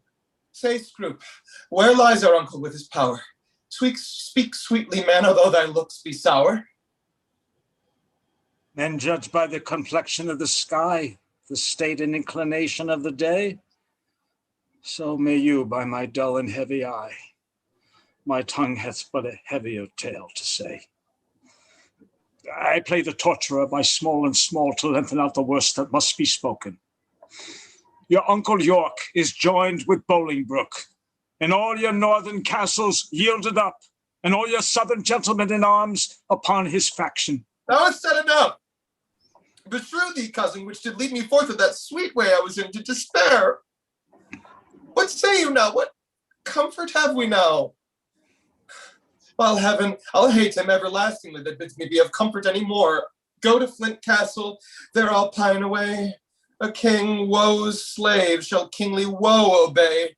That power I have, discharge, and let him go to ear the land that hath some hope to grow, for I have none. Let no man speak again to alter this, for counsel is but vain. My liege, one word. He does me double wrong, that wounds me with the flatterings of his tongue. Discharge my followers, let them hence away, from Richard's night to Bolingbroke's fair day. Exeunt, Scena Tertia. Enter with drum and colours Bolingbroke, York, Northumberland, attendant. So that by this intelligence we learn the Welshmen are dispersed, and Salisbury is gone to meet the king, who lately landed with some few private friends upon this coast. The news is very fair and good, my lord. Richard, not far from hence, hath hid his head. It would beseem the Lord Northumberland to say King Richard. Alack, the heavy day when such a sacred king should hide his head. Your grace mistakes. Only to be brief left I his title out. The time hath been, would you have been so brief with him, he would have been so brief with you, to shorten you, for taking so the head, your whole head's length. Mistake not, uncle, further than you should. Take not, good cousin, farther than you should, lest you mistake the heavens are o'er your head. I know it, uncle, and opposites not myself against their will. But who comes here? Now, welcome, Harry. What, it will not this castle yield? The castle is royally manned, my lord, against thy entrance. Oh, royally. Why, it contains no king. Yes, my good lord, it doth contain a king. King Richard lies within the limits of yon lime and stone, and with him the Lord O'Mare, Lord Salisbury, Sir Stephen Scroop, besides a clergyman of holy reverence, who I cannot learn. Oh, belike it is the Bishop of Carlisle. Noble lord, go to the rude ribs of that ancient castle, through brazen trumpets send the breath of parley into this ruined earls, and thus deliver Harry Bolingbroke upon his knees doth kiss King Richard's hand, and sends allegiance and true faith of heart to his royal person. Hither come, even at his feet, to lay my arms and power, provided that my banishment repealed and lands restored again be freely granted. If not, I'll use the advantage of my power and lay the summer's dust with showers of blood, rain from the wounds of slaughtered Englishmen, the which, how far off from the mind of Bolingbroke, it is such crimson tempest should be drenched the fresh green lap of fair King Richard's land. My stooping duty tenderly shall show, go, signify as much, while we march, while here we march upon the grassy carpet of this plain. Let's march without the noise of threatening drum. From that, this castle of tattered battlements, our fair appointments may be well pursued. Methinks King Richard and myself should meet with no less terror than the elements of fire and water, when their thundering smoke at meeting of tears with clouds, cloudy cheeks of heaven. Be he the fire, and I'll be yielding water. The rage be his, while on the earth I rain my waters on the earth, and not on him. March on, and mark King Richard, how he looks. Quarrel without, and answer within. Then a flourish. Enter on the walls Richard, Carlisle, O'Merle, Scroop, Salisbury. See, King Richard doth himself appear, as doth the blushing discontent sun from out the fiery portal of the east, when he perceives the envious clouds are bent to dim his glory and stain the tract of his bright passage on the Occident. Yet looks he like a king. Behold his eye, as bright as is the eagle's, lightens forth controlling majesty. Alack for woe that any harm should stain so fair a show. We are amazed, and thus long have we stood to watch the fearful bending of thy knee, because we thought ourselves thy lawful king. And if we be, how dare thy joints forget to pay the awful duty of our presence? If we be not, show us the hand of God that hath dismissed us from our stewardship. For well we know, no hand of blood and bone can grip the sacred handle of our scepter unless he do profane, steal, or usurp. And though you think that all, as you have done, have torn their souls by turning them from us, and we are barren and bereft friends, yet know my master, God omnipotent, is mustering in his clouds on our behalf armies of pestilence. They shall strike your children, yet unborn and unbegot, that lift your vassal hands against my head and threat the glory of my precious crown. Tell Bolingbroke, beyond methinks he is, that every stride he makes upon my land is dangerous treason. He has come to ope the purple testament of bleeding war. But ere the crown he looks for lives in peace, 10,000 bloody crowns of mother's sons shall ill become the flower for England's face, change the complexion of made pale peace, scarlet indignation, and bedew her pastor's grass with faithful English blood.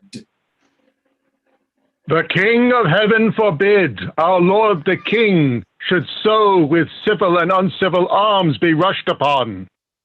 Thy thrice noble cousin, Henry Bolingbroke, doth humbly kiss thy hand, and by the noble tomb he swears that stands upon your royal grandsire's bones, and by the royalties of both your bloods, currents that spring from one most gracious head, and by the buried hand of warlike Gaunt, and by the worth and honor of himself, comprising all that may be sworn or said, his coming hither hath no further scope than for his lineal royalties, and to beg enfranchisement immediate upon his knees, which, on thy royal party, granted once, his glittering armies he will commend to rust, his barbed steeds to stables, and his heart to faithful service of your majesty. This swears he, as he is a prince, is just, and as I am a gentleman, I credit him. Northumberland say thus, the king returns. His noble cousin is right welcome hither, and all the number of his fair demands shall be accomplished without contradiction. With all the gracious utterance thou hast, speak to his gentle hearing, kind commands. We do debase ourselves, cousin, do we not, to look so poorly and to speak so fair? Should we call back Northumberland and send defiance to the traitor and so die? No, good my lord, let's fight with gentle words, till time lend friends and friends their helpful swords. Oh God, that ere this tongue of mine that laid the sentence of dread banishment on yonder proud man should take it off again with words of sooth. Oh, that I were as great as is my grief, or lesser than my name, or that I could forget what I have been, or not remember what I must be now. Swell'st thou, proud heart, I'll give thee scope to beat, since foes have scope to beat both thee and me. Northumberland comes back from Bolingbroke. What must the king do now? Must he submit? The king shall do it. Must he be deposed? The king shall be contented. Must he lose the name of king? Oh, God's name. Let it go. I'll give my jewels for a set of beads, my gorgeous palace for a hermitage, my gay apparel for an almsman's gown, my figured goblet for a dish of wood, my scepter for a palmer's walking staff, my subjects for a pair of carved saints, and my large kingdom for a little grave. A little grave. An obscure grave. Or I'll be buried in the king's highway, some way of common trade, where subjects' feet may hourly trample on their sovereign's head. For on my heart it doth tread now, whilst I live, and buried once, why not upon my head? O Merle, thou weepst, my tender-hearted cousin. We'll make foul weather with despised tears, our sighs, and they shall lodge the summer corn and make a dearth in this revolting land. Or shall we play the wantons with our woes and make some pretty match with shedding tears, as thus, to drop them still upon one place till they have fretted us a pair of graves within the earth, and therein laid there lies two kinsmen, digged their graves with weeping eyes. Would not this ill do well? Well, I see. I talk but idly, and you mock at me, most mighty prince. My lord Northumberland, what says King Bolingbroke? will his majesty give Richard leave to live till Richard die? You make a leg, and Bolingbroke says I. My lord, in the base court he doth attend to speak with you. May it please you to come down. Down, down I come, like glistering phaeton, wanting the manage of unruly jades in the base court. Base court? Where kings grow base to come at traitors' calls and do them grace. In the base court, come down. Down court, down king. For night owls shriek where mounting larks should sing. What says his majesty? Sorrow and grief of heart make him speak fondly like a frantic man. Yet he is come. Stand all apart and show fair duty to his majesty, my gracious lord. Fair cousin, you debase your princely knee to make the earth proud with kissing. Me rather had my heart might feel your love, than my unpleased eyes see you courtesy. Up, cousin. Your heart is up, I know. Thus high, at least, although your knee be low. My gracious lord, I come but for mine own. Your own is yours, and I'm yours and all. So far be mine, my most redoubted lord, as my true service shall deserve your love. Well, you deserved. Thou well deserved to have that. No, the strongest and surest way to get. Uncle, give me your hand. Nay, dry your eyes. Tears show their love, but want their remedies. Cousin, I am too young to be your father, though you are old enough to be my heir. What you have, I'll give, and willing, too. For do we must what force will have us do. Set on towards London. Cousin, is it so? Yea, my good lord. Then I must not say no. Flourish, exeunt, scena quarta. Enter the queen and two ladies. What sport shall we devise here in this garden to drive away the heavy thought of care? Madam, we'll play at bowls. 'Twill make me think the world is full of rubs, and that my fortune runs against the bias. Oh, madam, we'll dance. My legs can keep no measure in delight, when my poor heart no measure keeps in grief. Therefore no dancing, girl, some other sport. Oh, madam, we'll tell tales. Of sorrow or of grief? Oh, of either, madam. Of neither, girl. For if of joy, being altogether wanting, if doth remember me the more of sorrow, or if of grief bring altogether had, it adds more sorrow to my want of joy. For what I have I need not repeat, and what I want, it boots not to complain. Oh, madam, I'll sing. 'Tis well that thou hast cause, but thou shouldst please me better wouldst thou weep. I could weep, madam. Would it do you good? That I could sing, would weeping do me good, and never borrow any tear of thee. Enter a gardener and two servants. But stay, here comes the gardeners. Let's step into the shadow of these trees. My wretchedness unto a row of pines. They'll talk of state, for everyone doth so. Against a change of woe is forerun with woe. Go, bind up thou young dangling apricocks, which like unruly children make their sire stoop with oppression of their prodigal weight. Give some supportance to the bending twigs. Go thou, and like an executioner, cut off the heads of too fast-growing sprays that look too lofty in our commonwealth. All must be even in our government. You thus employed, I will go root away the noisome weeds that without profit suck the soil's fertility from wholesome flowers. Why should we, in the compass of a pail, keep law in form and due proportion, showing as in a model our firm estate? On our seawall garden, the whole land is full of weeds, her fairest flowers choked up, her fruit trees all unpruned, her hedges ruined, her nuts disordered, and her wholesome herbs swarming with caterpillars. Hold thy peace.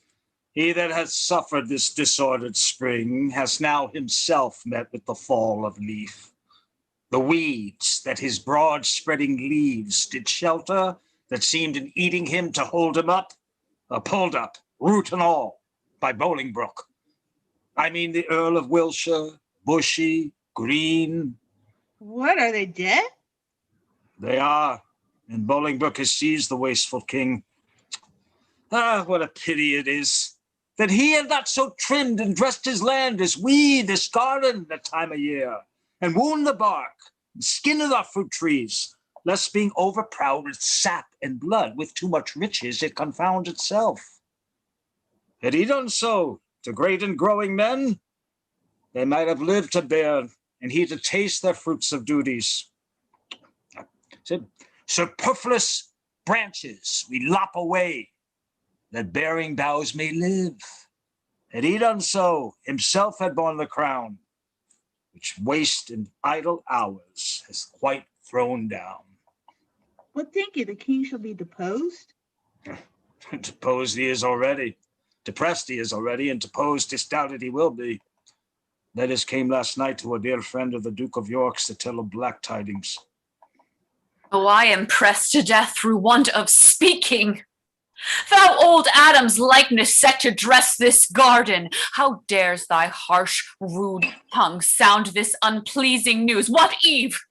What serpent hath suggested thee to make a second fall of cursed man? Why dost thou say King Richard deposed? Darest thou little better thing than earth, divine his downfall? Say, where, when, and how camest thou by this ill tidings? Speak, thou wretch. Pardon me, madam, little joy if I could breathe these news, yet what I say is true. King Richard, he is in the mighty hold of Bolingbroke. Their fortunes both are weighed. In your lord's scale is nothing but himself and some few vanities that make him light. But in the balance of great Bolingbroke, besides himself are all the English peers. And with that odds, he weighs King Richard down. Post you to London, and you will find it so. I speak no more than everyone doth know. Nimble mischance, that art so light of foot. Doth not thy embassage belong to me? And am I last that knows it? Oh, thou think'st to serve me last, that I may longest keep thy sorrow in my breast. Come, ladies, go. To meet at London, London's king in woe. What was I born to this, that my sad look should grace the triumph of great Bolingbroke? Gardener, for telling me this news of woe, I would the plants thou grafts may never grow. Exit. Poor queen, so that thy state might be no worse, I would my skill was subject to thy curse. Here, did she drop a tear? Here, in this place, I'll set a bank of rue and sour herb of grace. Rue, even for Ruth, here shortly shall be seen, in the remembrance of a weeping queen. Should we stop now? Should we take a break? Y'all? Sounds great to me. Let's take a 10 minutes. Okay. Thank you, Okay. All right, so it's 9:56. A lot of crazy noise So outside our 10:06. windows tonight. Nothing we can do about that, huh? I know I've been muting myself if there's a scene that I'm in, but I don't know where it's coming from. Have you heard it all? I've been getting lucky. There have been tons of fireworks out my window that I've just barely been missing when I had to unmute. Yeah, I'm hearing a lot of children yelling when I think our Richard is speaking. I mean, thematically that works. You know. Thank you. Yeah. It's a bit of me too. Yeah. No, I was going to say, well, none of us, I don't have air conditioning. I have my windows open. I've been lucky. A few times the sirens came by, but I was lucky I could mute myself. So. But Yeah. There's a bus. Otherwise, I think it's going beautifully. Yeah, it's terrific. And Michael, just for future reference, the word is sceptered, not skeptered. I screwed up so many words tonight. That's not the only word I screwed up. I screwed up a lot of words. I even missed one word to kill the whole rhythm. What is it? Sceptered? Not sceptered. It's not the C is not pronounced as K. Okay, thank you for telling me. Sceptered. Just for future reference, yeah. Play really does, like, I mean, like Paul was saying, it's like the all in verse. So it's like so dependent upon like rhythm. It's like a giant musical that we do almost. That's cool. Yeah, really. Yeah. It is. And also, though, that although it is all in verse, you sort of forget about it because it's just so natural. You know, exactly, yeah. The way I've always approached verse is just go with what you're saying. As long as you understand what you mean, the verse will shine through if it's good verse. And it's Shakespeare, so it's generally good verse. Yeah, 100%. It catches you, yeah. It's really nice. I thought Jackie was going to regale us with anecdotes about the historical Richard II. Is she not with us? That could be useful. Where is she? She's on a break. Yeah, well. The most famous story about Richard II is his quelling of the Peasants' Rebellion. Yeah, I was just reading about that before we did this reading. That's where he got his popularity. Something like that, yes. The Peasants' Rebellion, led by Wat Tyler, had finally reached London, and he rode out alone, except with the mayor of London, to basically confront them. And he said, "Follow me, I will be your leader." And the moment Wat Tyler stepped forward in order to, I forget what it was he was going to do, the Lord Mayor came forward, drew his sword, and struck off Tyler's head with one blow. I knew the story of Wat Tyler. I didn't realize it was Richard II who was the king at the time. Yeah, he was only a little kid at the time. Right. Wow. Yeah. Well, and also the other thing they refer to, which English people would have known about, is or at least of Shakespeare's time would have known about. I doubt many about Thomas, Duke of Woodstock, who was the Duke of Gloucester, who did actually, I mean, pretty much sort of rebel. I mean, he almost deposed Richard like a few years before this all happened.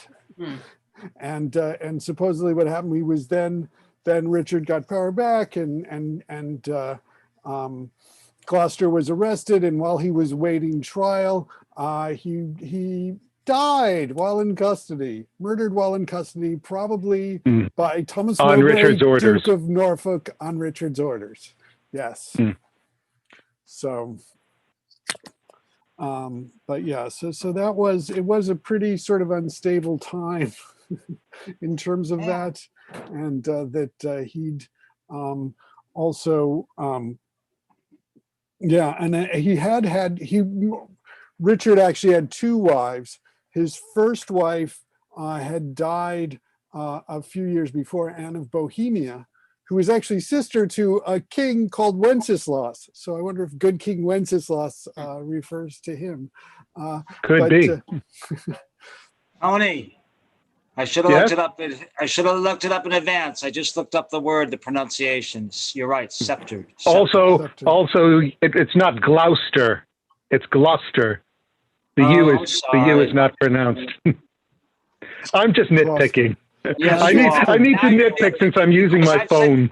I've sorry said Gloucester and King Lear. Really? King Lear is how I know you don't pronounce the U.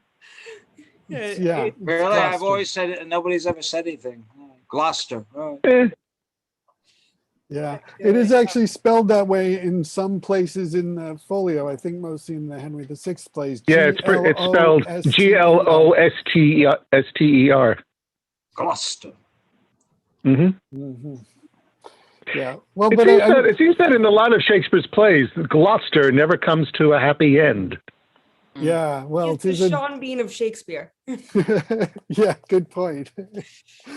Tis a cursed death, because that's why that's one of the things why Richard and Henry VI Part 3 doesn't want it, because it's like, oh, it's a cursed thing, like, because Humphrey, Duke of Gloucester, was the most recent one, and yeah.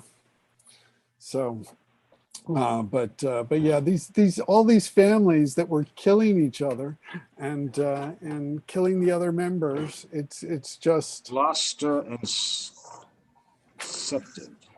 Yeah.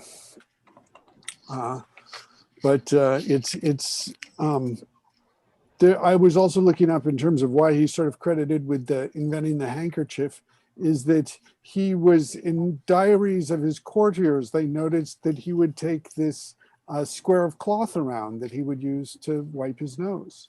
And so that's why some people credit him with inventing the handkerchief. I can't really believe he really invented it. I'm sure he saw somebody else do it and was like, probably was an Italian fashion, that one of those Italian fashions that he liked to introduce to the British court. You mean it wasn't Louis Armstrong?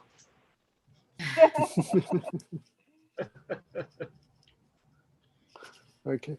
And Verge, I just want to check, is your sound working now, or?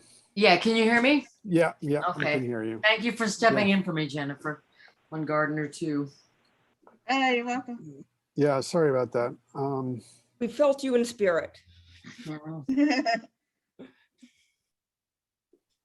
So got about 3 more minutes, and then we'll get back. Let's use my background. Yeah.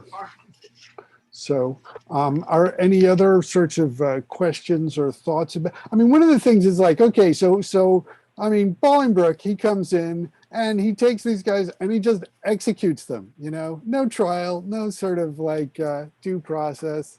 It's like, that's really what, I mean, because sometimes I sort of see, especially when the way the play is so often cut when it's performed, it's like, where does this come from? Why is Richard sort of deposing himself? And it's like, well, because if you make it so clear that he's just killed all these other people, I was going to say, and by the way, sorry, Mowbray gets done so dirty in this play, because I was 1,000% correct. Yeah. Right? Like, he is often banished forever, and what do you know? The guy who Richard is arguably at least the least ungenerous, who is it's not like I said out the door or anything. You're gonna come to. Well, that's one of the things I like most about this play, is the psychology of Richard trying to hush everybody up, and in getting rid of Mowbray, since there was a suggestion that he was also hired at first to kill Gaunt. That brings up a whole question of, and I don't know, I looked that up tonight for historical fact, and I thought, is that just a twist that Shakespeare's putting on it, or did that really, because there's no record of that. That might have just been a dramatic twist that Shakespeare was throwing on there, that Mowbray was in any way hired in any way to get rid of Gaunt at one time. Yeah, I'm an innocent man. Well, except that you're pretty clear that you killed. I mean, the historical record does seem to indicate that you killed Thomas of Woodstock. That wasn't my fault. You cleared. Yeah, well, right. I mean, you were doing it on orders, basically, of the king, but you still did kill one of those sacred vials of Edward's sacred blood. Yeah, but then Henry Bolingbroke's no better, because he's killing all these people, without any kind of. Yeah, no. Just that's what you sort of lose, I think, in a lot of the cuttings, is just how ruthless. I mean, it's, oh yeah, I'm saying everything like I just want to be Duke again, but just when dukes don't really generally have the right to go around executing people. Well, he's doing under the guise of reform. Bad people leading the king astray. Where have we heard that before? Jump into Act 4. Can I check a pronunciation? Sure. What? Golgotha or Golgotha? Golgotha. Thank you. Jackie, you have stuff to tell us about Richard? Are we jumping into Act 4? Well, I'm afraid it's time to start up. It's time to raise the curtain again. Okay. Let's do it. What page? 87. 80, yeah. 87? Yes. Oh, thank you. 87. Actus quartus sine prima. Enter to the B Parliament. Bolingbroke, O'Merrill, Northumberland, Percy, Fitzwater, Surrey, Carlisle, Abbot of Westminster, Herald, Officer, and Bagot.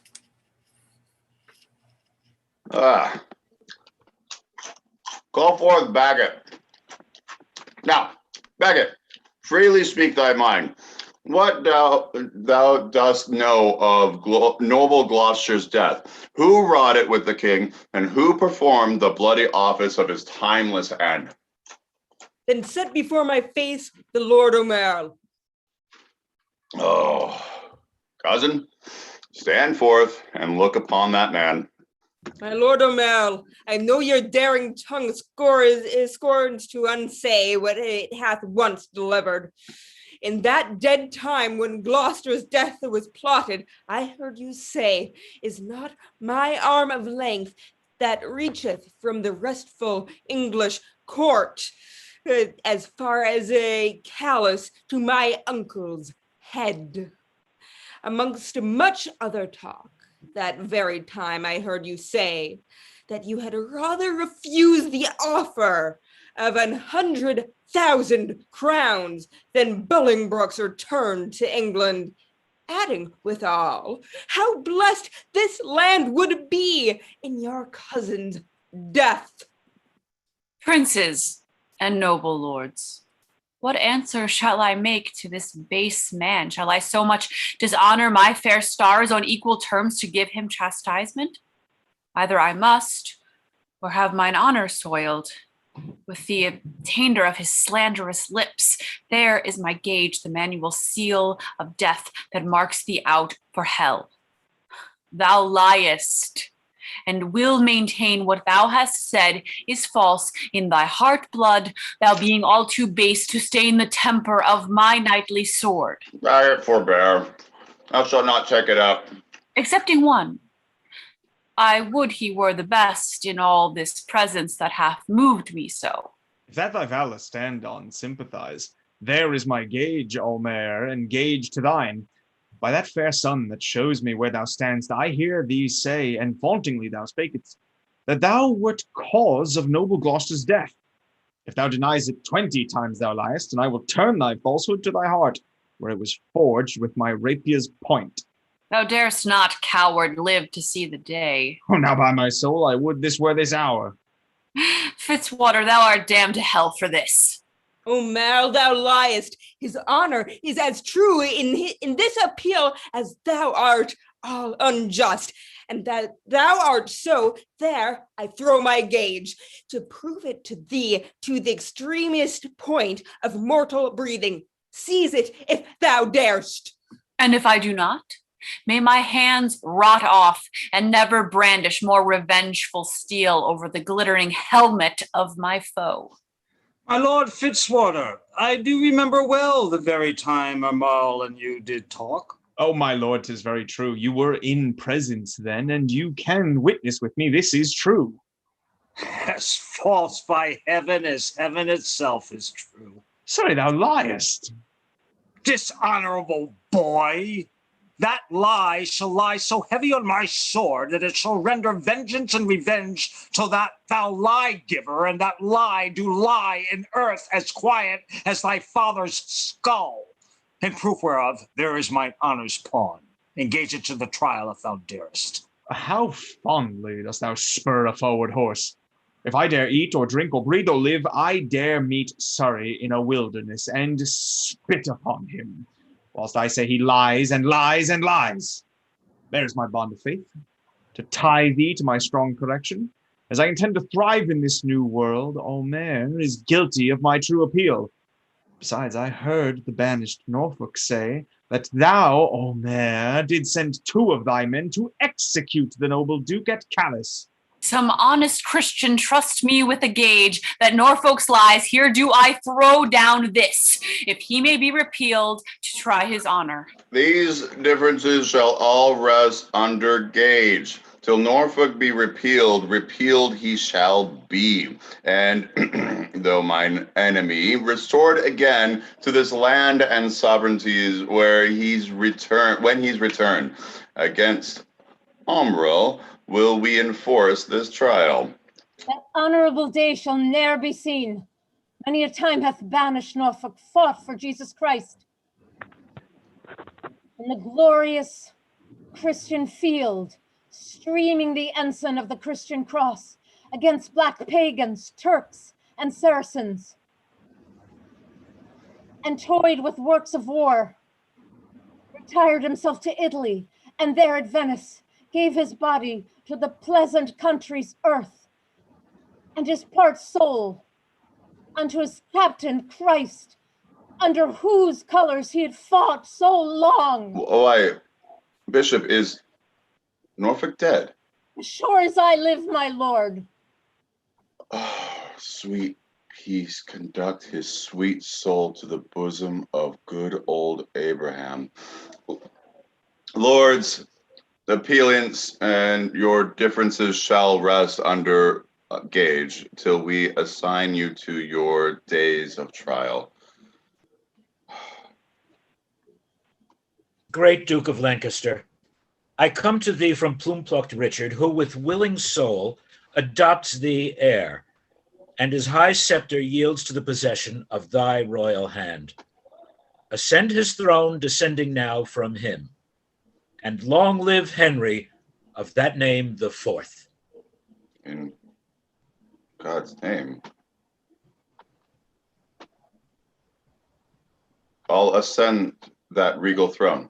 Mary, heaven forbid. Worse in this royal presence may I speak, yet best beseeming me to speak the truth. Would God that any in this noble presence were enough noble to be upright judge of Norfolk, Richard, then true nobleness would learn from forbearance, from so foul a wrong. What subject can give sentence on his king?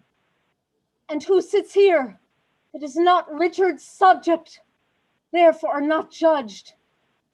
But they are by so here, although appeareth guilty seen to them, and shall the face of God, majesty, his captain, steward, despite elect anointed, cozened, pleased many senses, to sadly be subject, and interference breathe, not let himself but present, or forbid it God, that in a Christian climate, souls referred should show so heinous, black, obscene a deed.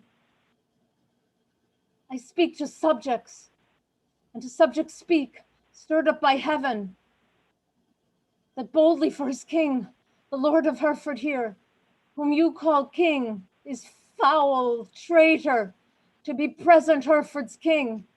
And if you crown him, let me prophesy, the blood of English shall manure the ground, and future ages groan for this foul act. Peace shall go sleep with the Turks and infidels, and in the sea of peace, tumultuous wars shall kin with kin, and kind with kind confound.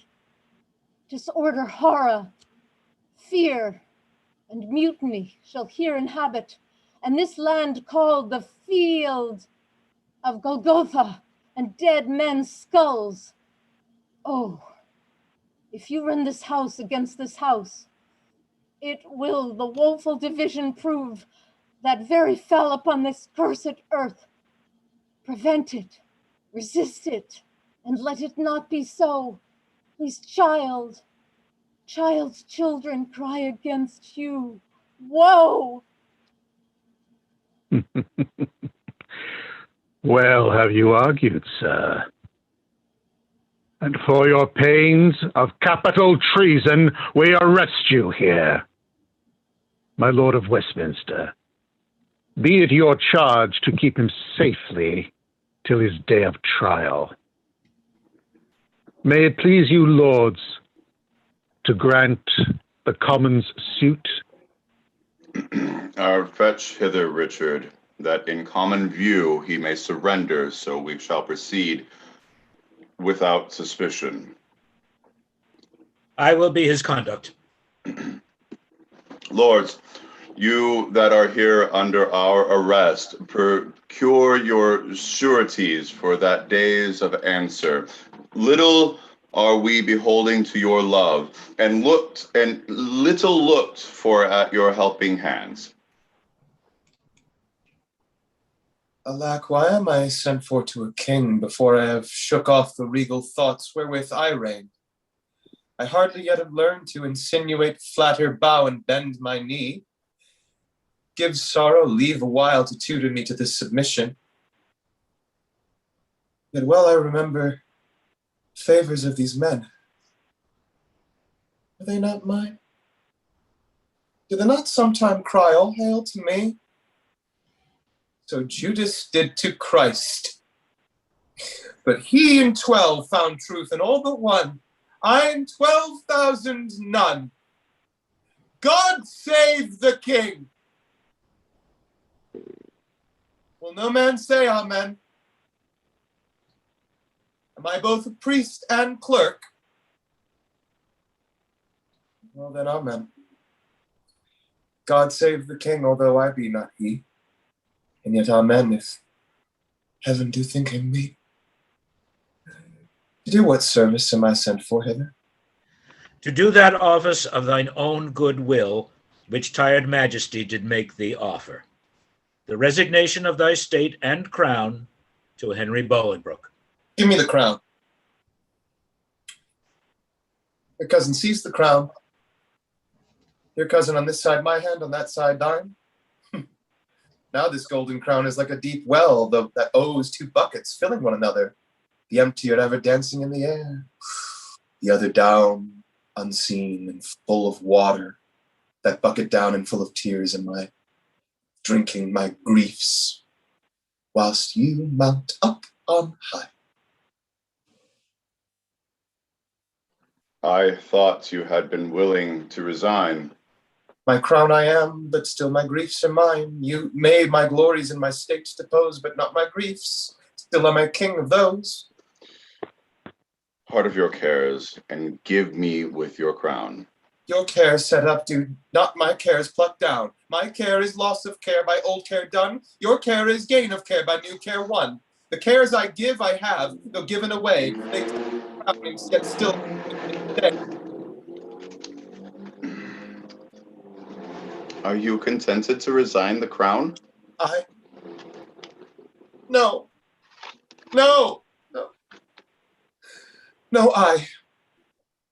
For I must nothing be.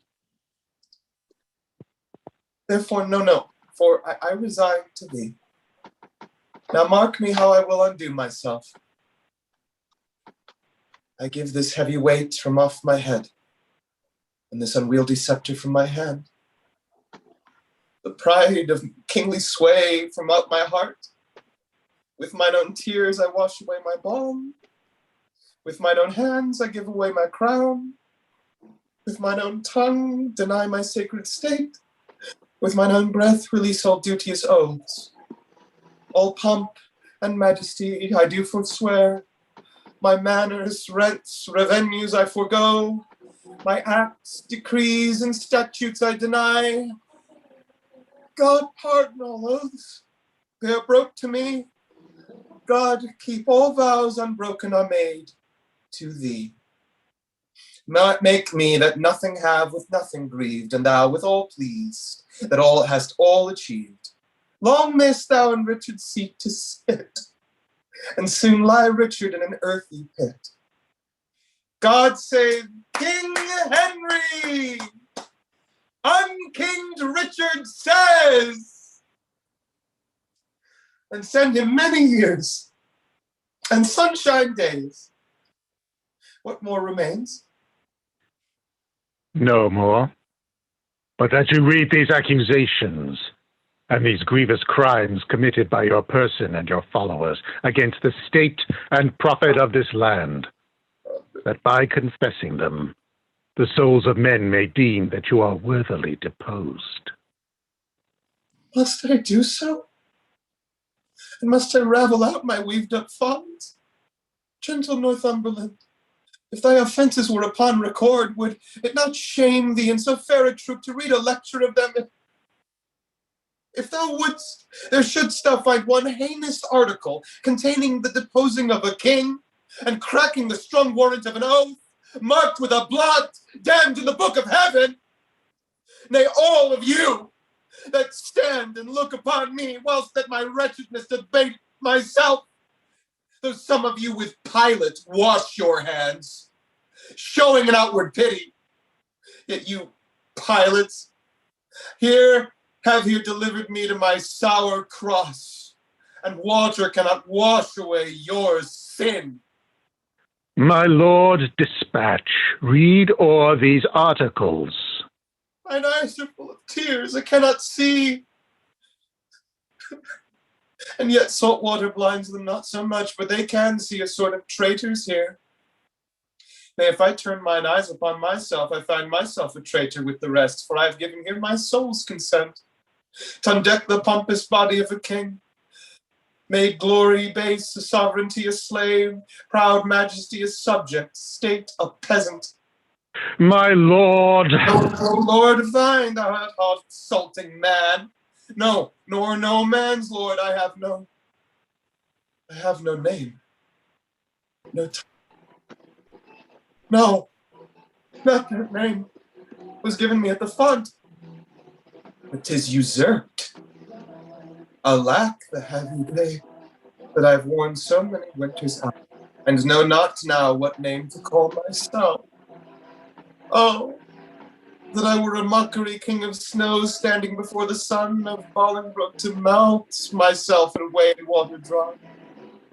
Good king, great king, and yet not greatly good. And if my word be sterling yet in England, let it command a mirror hither straight, that I may show me what face I have, since it is bankrupt of his majesty. Go, some of you, and fetch a looking glass. Read o'er this paper while the glass doth come. Fiend, thou torment'st me ere I come to hell. Urge it no more, my lord Northumberland. The commons will not then be satisfied. They shall be satisfied. I'll read enough when I do see the very book indeed, where all my sins are writ, and that's myself. Give me that glass, and therein will I read. No deeper wrinkles. Hath sorrow struck so many blows upon this face of mine, and made no deeper wounds? Oh, flattery, glass, like to my followers in prosperity. Thou dost beguile me. Was this the face? That face that every day under this household roof did keep 10,000 men? Was this the face that like the sun did make beholders wink? This the face that which faced so many follies that was at last outfaced by Bolingbroke? A brittle glory shineth in this face. How brittle as the glory is this face, for there it is cracked in 100 shivers.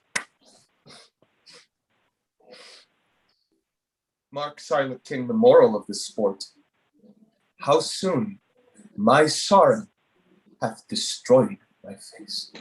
The shadow of your sorrow hath destroyed the shadow of your face. Say that again.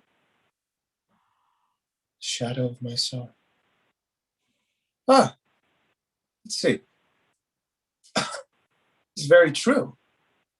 My griefs lie all within, and these external manners of laments are merely shadows to an unseen grief that swells with silence in the tortured soul. There lies the substance.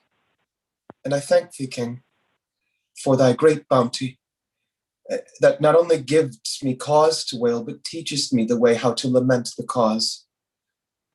I'll beg one boon, and then be gone, and trouble you no more. Shall I obtain it?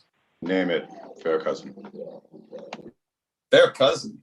I am greater than a king, for when I was king, my flatterers were then but subjects. Being now a subject, I have a king here to my flatterer.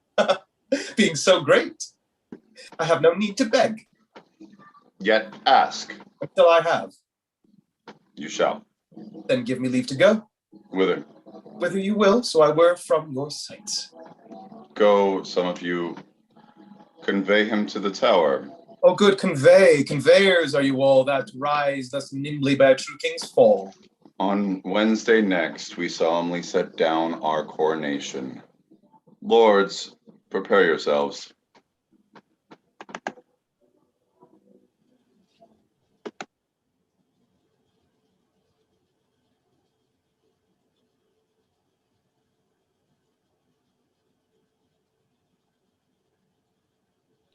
A woeful pageant have we here beheld. The woes to come, the children yet unborn, shall feel this day as sharp to them as thorn. You holy clergymen, is there no plot to rid the realm of this pernicious blot?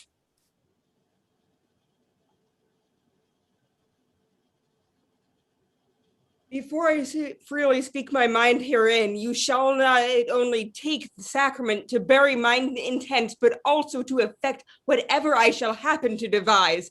I see your brows are full of discontent, your heart of sorrow, and your eyes of tears. Come home with me to supper. I'll lay a plot, shall show us all a merry day. Exeunt. Actus quintus, scena prima. Enter queen and ladies.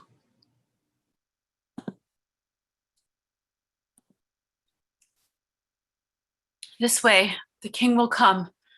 This is the way to Julius Caesar's ill-erected tower, to whose flint bosom my condemned lord is doomed a prisoner by proud Bolingbroke. Here let us rest, if this rebellious earth have any resting for her true king's queen. But soft, but see, or rather do not see my fair rose wither, yet look up. Behold, that you in pity may dissolve to dew, and wash him fresh again with true love tears. Ah, thou, the model where old Troy did stand, thou map of honor, thou King Richard's tomb, and not King Richard, the most beauteous inn, why should hard-favored grief be lodged in me when triumph is become an alehouse guest?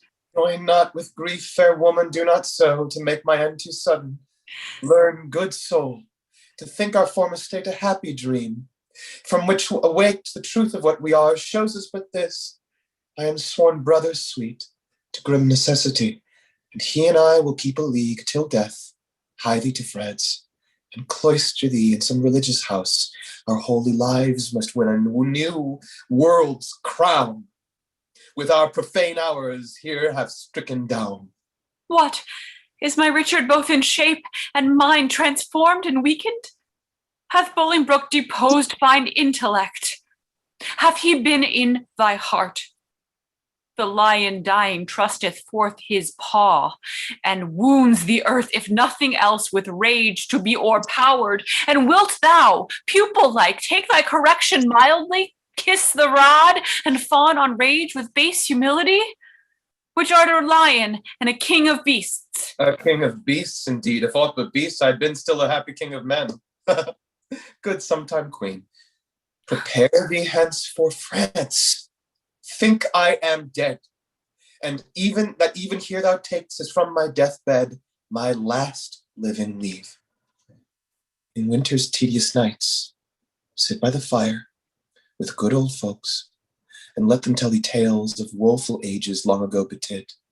And ere thou bid good night to quit their grief, tell thou the lamentable fall of me, and send the hearers weeping to their beds.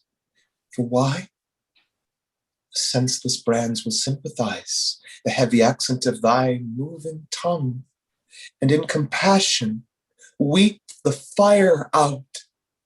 and some will mourn in ashes, some coal black, for the deposing of a rightful king. My lord, the mind of Bolingbroke is changed. You must to Pomfret, not under the tower.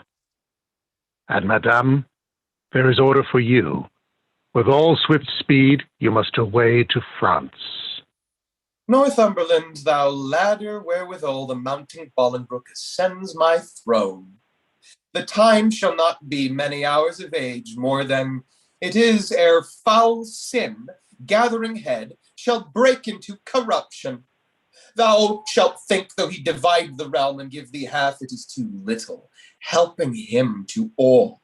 He shall think that thou which know'st the way to plant unrightful kings wilt know again, being ne'er so little urged another way, to pluck him headlong from the usurped throne. The love of wicked friends converts to fear, that fear to hate, and hate turns one or both to worthy danger and deserved death. My guilt be upon my head, and there an end. Take leave and part, for you must part forthwith. Doubly divorced. Bad men.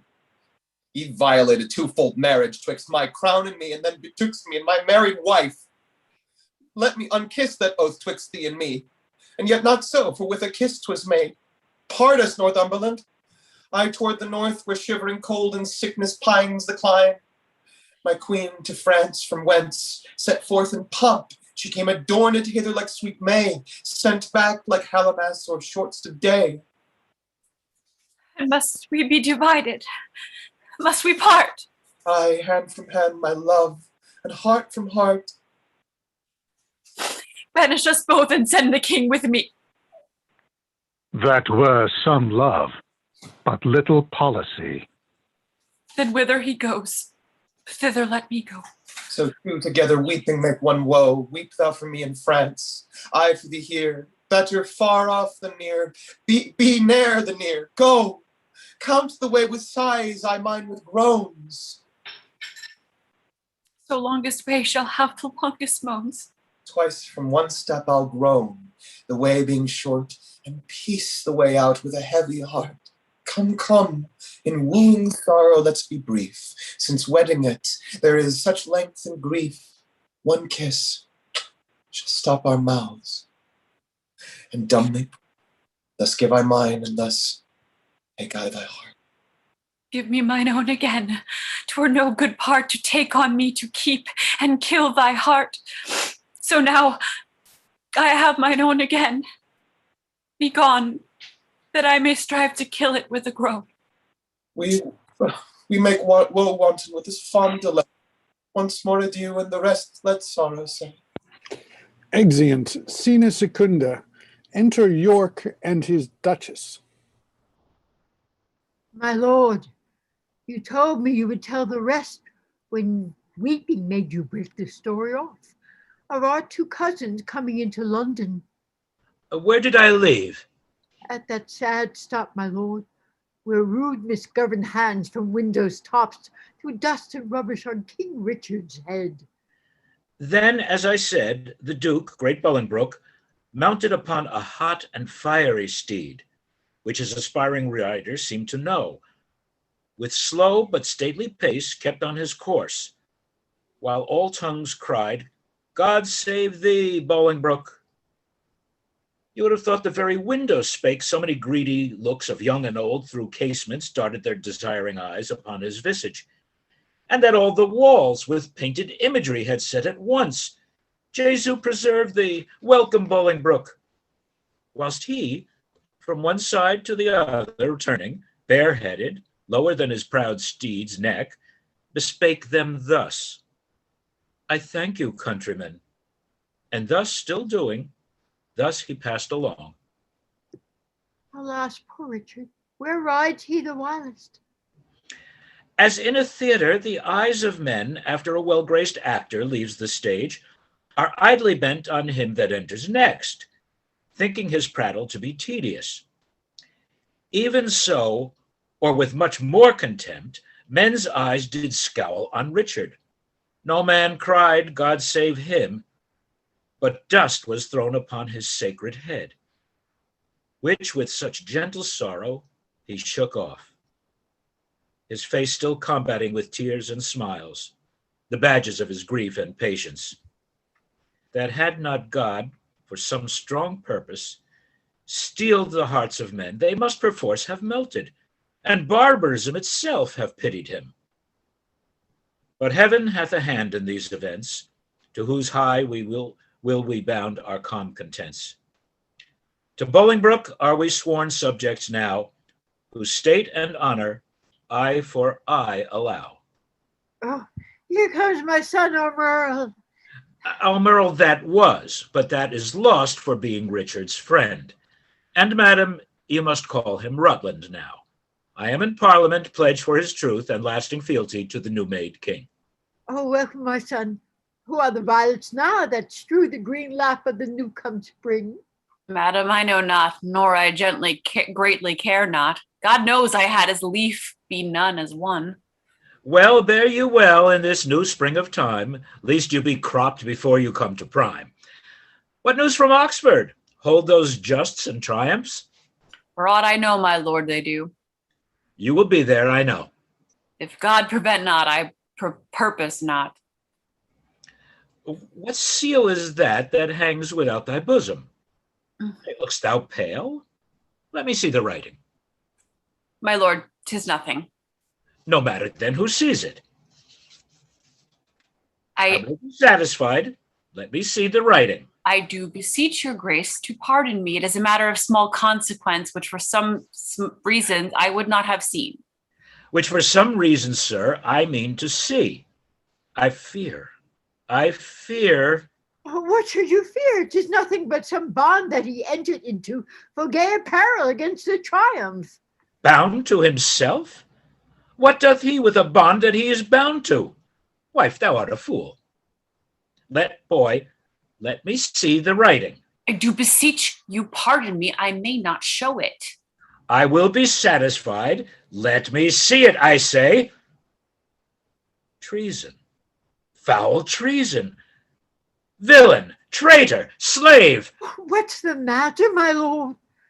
Oh, who's within there? Saddle my horse. Heaven for his mercy, what treachery is here? Why, what is it, my lord? Give me my boots, I say. Saddle my horse.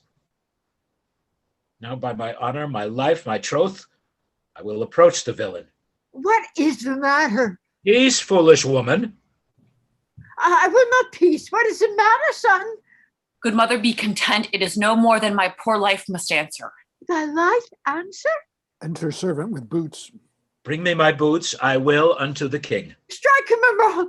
Poor boy, you are amazed. Hence, villain, never more come in my sight. Give me my boots, I say. Why, York, what wilt thou do? Wilt thou not hide the trespass of thine own? Have we more sons? All we like to have. Is not my teeming date drunk up with time? And wilt thou pluck my fierce son from mine age and rob me of a happy mother's name? Is he not like thee? Is he not thy own? Thou fond, mad woman, wilt thou conceal this dark conspiracy? A dozen of them here have ta'en the sacrament and interchangeably set down their hands to kill the king at Oxford. He shall be none. We'll keep him here. Then what is that to him? Away, fond woman. Were he 20 times my son, I would appeach him. Hast thou groaned for him as I have done? Thou wouldst be more pitiful, but now I know thy mind. Thou dost suspect that I have been disloyal to thy bed, and that he is a bastard, not thy son. Oh, sweet husband, be not of that mind. He is as like thee as a man may be, not like to me nor any of my kin, and yet I love him. Make way, unruly woman. After Emerald, mount thee upon his horse, spur post and get before him to the king, and beg thy pardon. Ere he do accuse thee, I'll not be long behind, though I be old. I doubt not but to ride as fast as York, and never will I rise from the ground till Bolingbroke have pardoned thee away. Away, begone, go. Exit. Scene tertia. Enter Bolingbroke, Percy, and other lords. Can no man tell me of my unthrifty son? 'Tis full 3 months since I did see him last. If any plague hang over us, 'tis he. I would to heaven, my lords, he might be found. Inquire at London, mongst the taverns there, for there they say he daily doth frequent with unrestrained loose companions, even such they say, as stands in narrow lanes and rob our watch and beat our passengers, which he, young wanton and effeminate boy, takes on the point of honor to support or so dissolute a crew. My lord, some 2 days since I saw the prince and told him of these triumphs held at Oxford. What said the gallant? His answer was, he would unto the stows, and from the commons creature pluck a glove, and wear it as a favour, and with that he would unhorse the lustiest challenger. Oh, as dissolute, as desperate, yet through both I see some sparks of better hope, which elder days may happily bring forth. But who comes here? Enter Omerl.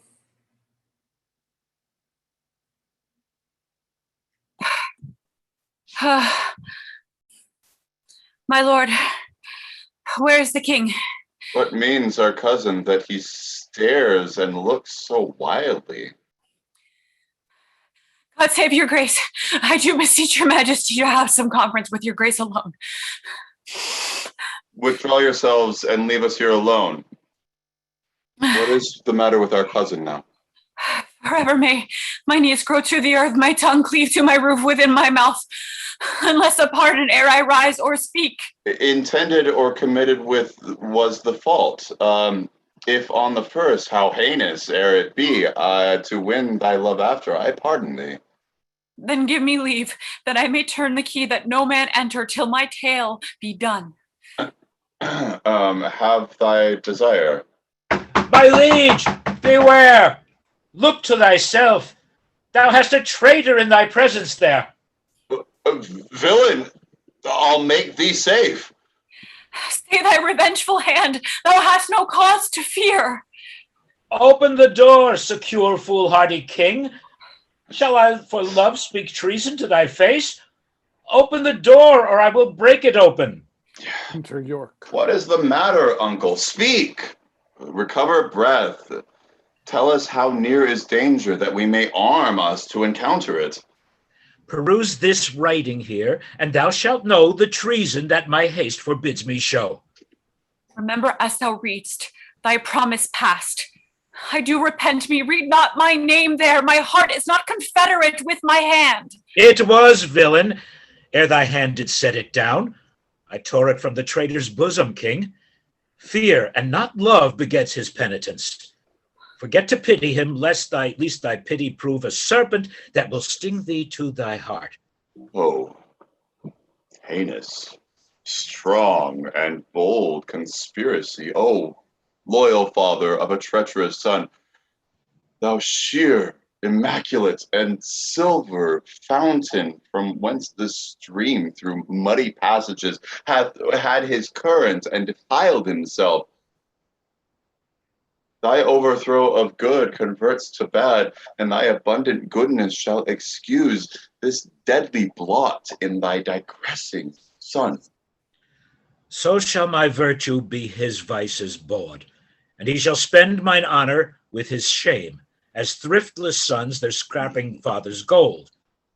Mine honor lives when his dishonor dies, or my shamed life in his dishonor lies.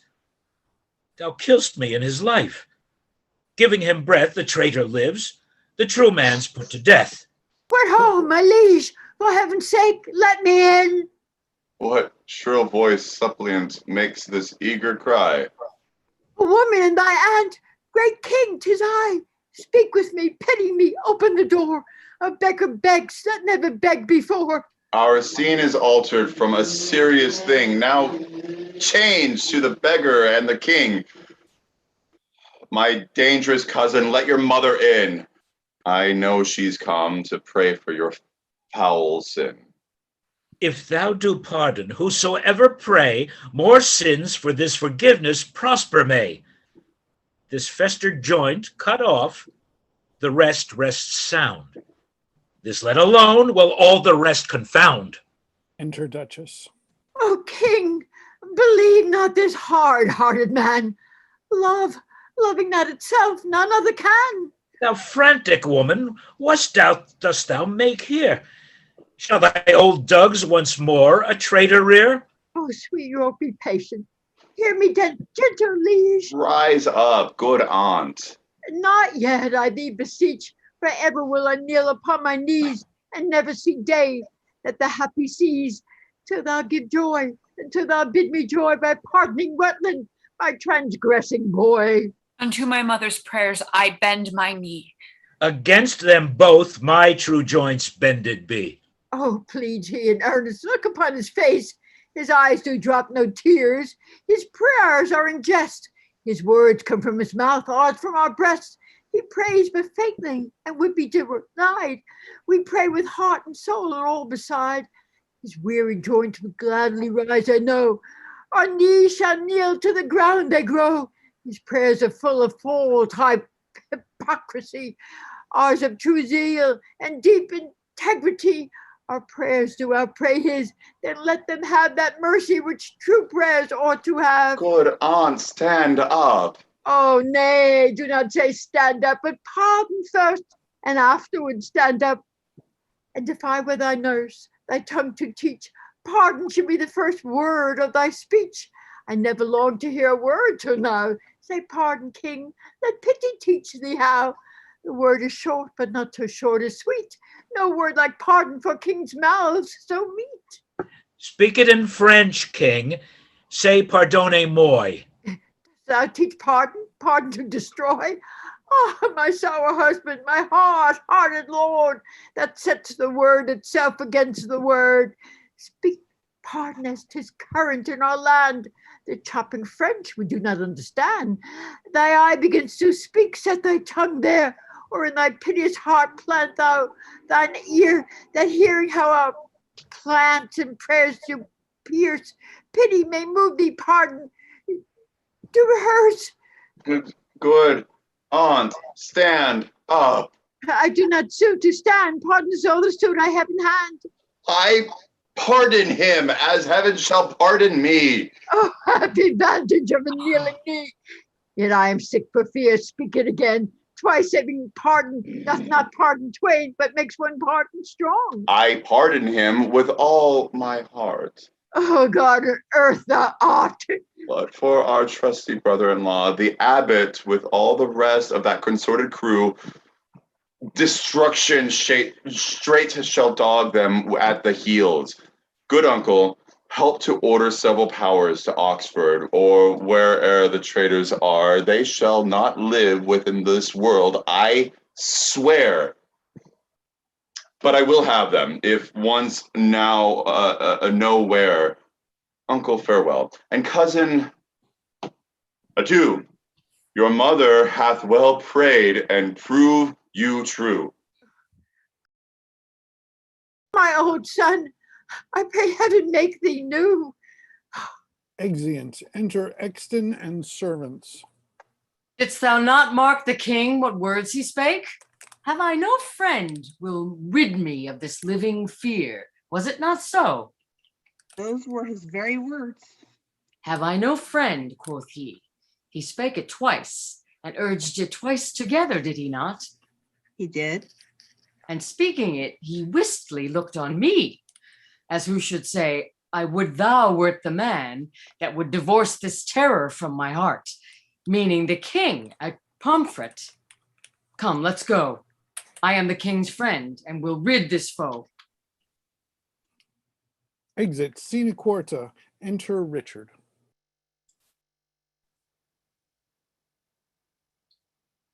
I have been studying how I may compare this prison where I live unto the world.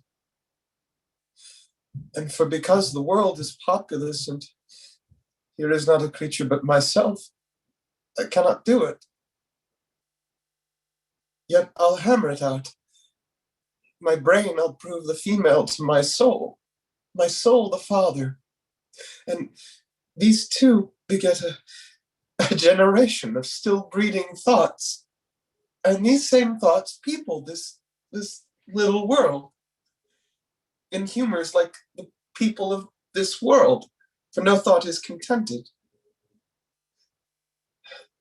The better sort is thoughts of things divine are intermixed with scruples that do set the word itself against the word, as thus, come, little ones. And then again it is as hard to come as for a camel to thread the postern of a small needle's eye.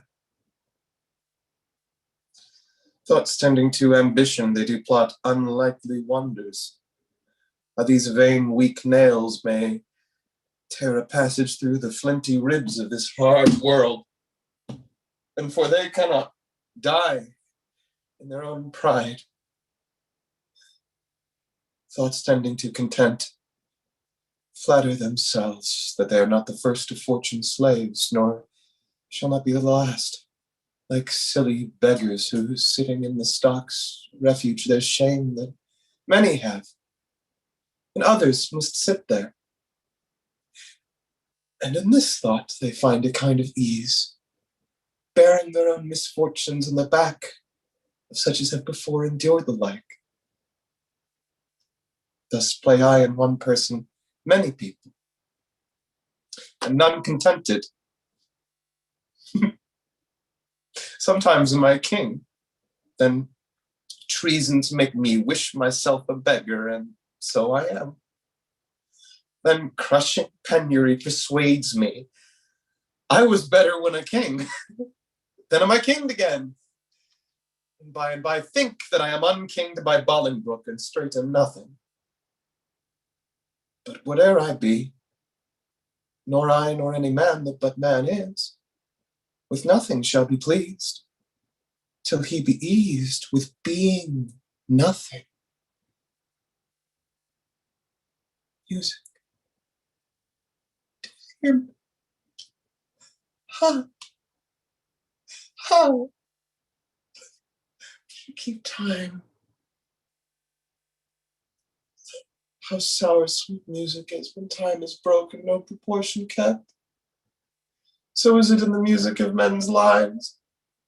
And here have I the daintiness of ear to check time broken, a disordered string, but for the concord of my state and time, and not an ear to hear my true time broke. I wasted time. And now doth time waste me. For now has time made me his numbering clock. My thoughts are minutes. And with sighs they jar their watches on unto mine eyes, the outward watch whereto my finger like a dial's point is pointing still and cleansing them from tears. Now, sir, the sound that tells what hour it is are clamorous groans that strike upon my heart, which is the bell. So sighs and tears and groans show minutes, times, and hours. But my time runs posting on in Bolingbroke's proud joy, while I stand fooling here, his jack of the clock. This music mads me, let it sound no more. For though it doth hold madmen to their wits, in me it seems it will make wise men mad. Yet, blessing on his heart that gives it me, for 'tis a sign of love. And love to Richard is a strange brooch in this all-hating world. Enter groom. Hail, royal prince. Thanks, noble peer. The cheapest of us is 10 groats too dear. What art thou? And how comest thou hither, when no man ever comes but that sad dog that brings me food to make misfortune live? I was a poor groom of thy stable, king, when thou wert its king, who travelling towards York with much ado, at length have gotten leave to look upon my sometimes royal master's face. Oh, and how yearned my heart when I beheld in London streets that coronation day, when Bolingbroke rode on roan Barberry, that horse that thou so often hast bestride, that horse that I so carefully have dressed. Rode he on to Barbary? Tell me, gentle friend, how went he under him? So proudly as if he had disdained the ground. So proud that Bolingbroke was on his back. That jade hath eaten bread from my royal hand. This hand made him proud with clapping him. Would he not stumble? Would he not fall down, since pride must have a fall and break his neck, of that proud man that did usurp his back? Forgiveness, horse, why do I rail on thee? Since thou created to be awed by man wast born to bear. I was not made a horse, and yet am bear a burden like an ass, spur-galled and tired by jouncing Bolingbroke.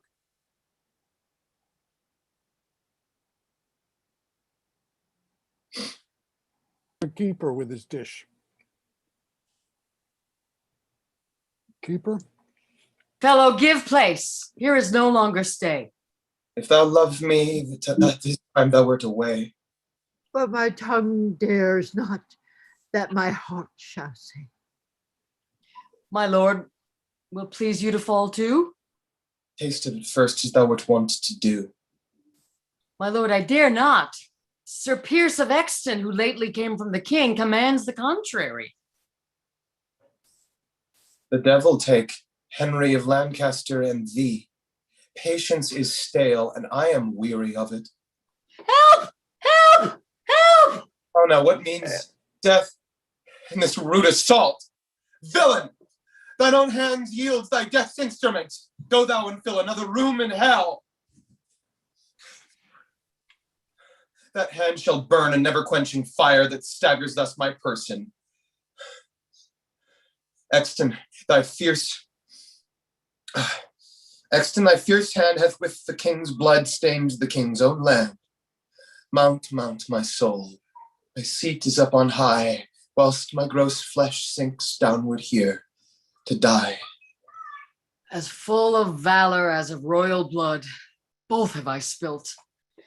Oh, would the deed were good, for now the devil that told me I did well says that this deed is chronicled in hell. This dead king to the living king I'll bear. Take hence the rest and give them burial here. Exit, Sina Quinta, flourish. Enter Bolingbroke, York with other lords and attendant. Kind Uncle York, the latest news we hear is that the rebels have consumed with fire our town of Cistencester and Gloucestershire. But whether they be ta'en or slain, we hear not. Welcome, my lord. What's the news? First, to thy sacred state wish I all happiness. The next news is, I have to London sent the heads of Salisbury, Spencer, Blunt, and Kent. The manner of their taking may appear at large discoursed in this paper here. Well, we thank thee, gentle Percy, for thy pains, and to thy worth will add right worthy gains. Enter Fitzwater.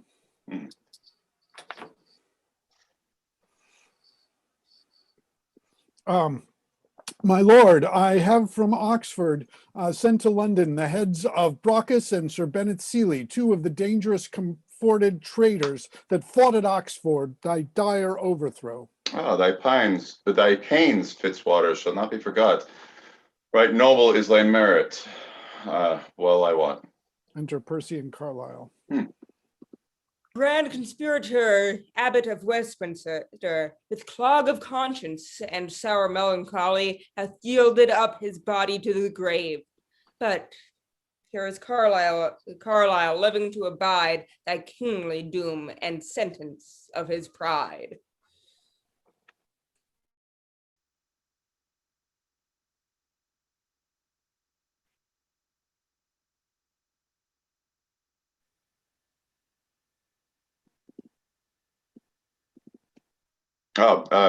Sorry, Carlisle. This is your doom. Choose out some secret place, some reverend room, more than thou hast, and with it joy thy life. Soon as thou livest in peace, die free from strife. For though mine enemy thou hast ever been, high sparks of honor in thee I have seen. Enter Exton with a coffin. Great king, within this coffin I present thy buried fear. Herein all breathless lies the mightiest of thy greatest enemies, Richard of Bordeaux, by me hither brought. Exton, I thank thee not, for thou hast wrought a deed of slaughter with thy fatal hand upon my head and all this famous land. From your own mouth, my lord, did I this deed. I love not poisoned that do poison need, nor do I thee. Though I did wish him dead, I hate the murderer, love him murdered. The guilt of conscience take thou for thy labor, but neither my good word nor princely favor. With Cain, go wander through the shade of night, and never show thy head by day nor light. Lords, I protest my soul is full of woe, that blood should sprinkle me to make me grow. Come, mourn with me, for that I do lament and put on sullen black incontinent. I'll make a voyage to the Holy Land to wash this blood from off my guilty hand. March sadly after, grace my mourning here in weeping after this untimely bier. Exeunt fini. Well done. Thank you. Thank you all. Good job. I need to keep up on the chat. I didn't realize that Sean had to leave, but really good job, everybody. Yeah. Thank you very much. Beautiful. So, thank you, everybody. That was fun. Thank you, Michael. Thank you. Thanks, everybody. Thanks. Have a good night. All right. Yeah, I'm afraid I'm going to have to call it a night as well, and can't. I may not stay. All right. Well, thank Ciao, you. Until next time, though. It went longer Good than I night. thought. I thought we'd be Okay. finished by 10:45, but whatever. Yeah. Well, we did take a break as well, which was only 10 minutes. But yeah, thank you so much, Bolingbroke. Good job. Basically, like, yeah, do this for me. Oh, what the. Yeah, what a guy! What a guy, man! He gets 2 plays out of it, you know. Right, yeah. He doesn't. Not too bad for himself. All he's like, I just want some land back. Can I just get some land back? Yeah, and I'll just make myself king. And I'll just make myself king. Well, at least I got to use my sword, if nothing but for just the leaning on. So yes. Cheers, everybody. Ciao. It was a marvelous sword. See you guys. Good seeing you. Okay. Thank you so much, Alex. Night. Oh, yeah, Thank you for letting me read the part. I mean, God, it was so. Yes, Alex, you're wonderful. Thank you. Yeah. Sure. I love how gentle he is. I mean, I've not read the part all the way through in a reading like this, and I just like, there's a line from As You Like It: "Let gentleness my strong enforcement be." And there's this like concept of like might is right and all that stuff, and it's so. I like how Bolingbroke at the end lamented that he had to like spill blood to gain power. That's not what it's about. So yeah, it was nice reading with you guys. I mean, so thank you. Thank All right, you. thanks. Thank you. Yeah, sure. Yeah, thank you all. And yeah, maybe for some time for evening readings. I don't know if this is the good time for them or earlier would be better, but open to any suggestions. But yeah, really nice reading tonight. And thank you all. You're tired, Paul. You want to get some rest. Yeah. Right. Yeah. I'm sorry, Jackie. Were there things you wanted to share? We were still like on YouTube. I don't know. I think everything, you all know it about the real Richard. He was made king when he was 10 years old because his entire family died. You all probably know that.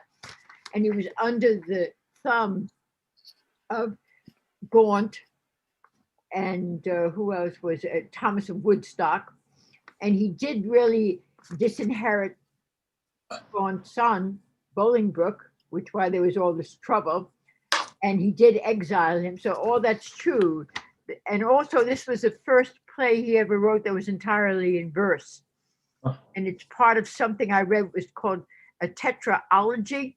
It's a group of 4 dramas, which is followed by Henry IV Part 1, Henry IV Part 2, and Henry V. I thought that was kind of all interesting, you know. What I couldn't find was any historical reference to whether or not Richard did order the life for Gaunt to be killed at one time, because Mowbray makes a suggestion about that. But then he was reneged on it. And I thought, is that Shakespeare's twist on it, or did that really happen? Do you know, Paul? If you look up in Wikipedia, it'll probably be a little clearer. I didn't find anything, yeah. Yeah, I don't think he ordered him to be killed, but he did take all their land and their money away when Gaunt. Oh, that, yeah. died. Yeah. That he Money did. to pay for war is stealing the money. He did have that great line in there. Well, we'll find out where the rich people are, and we'll take their gold to pay for what we need. Well, Which is that's like, what yeah, that's what taxation should be done. He was dethroned just like the play because of deeds like that. You know, he did confiscate money from people. You know, he was a bad guy that way.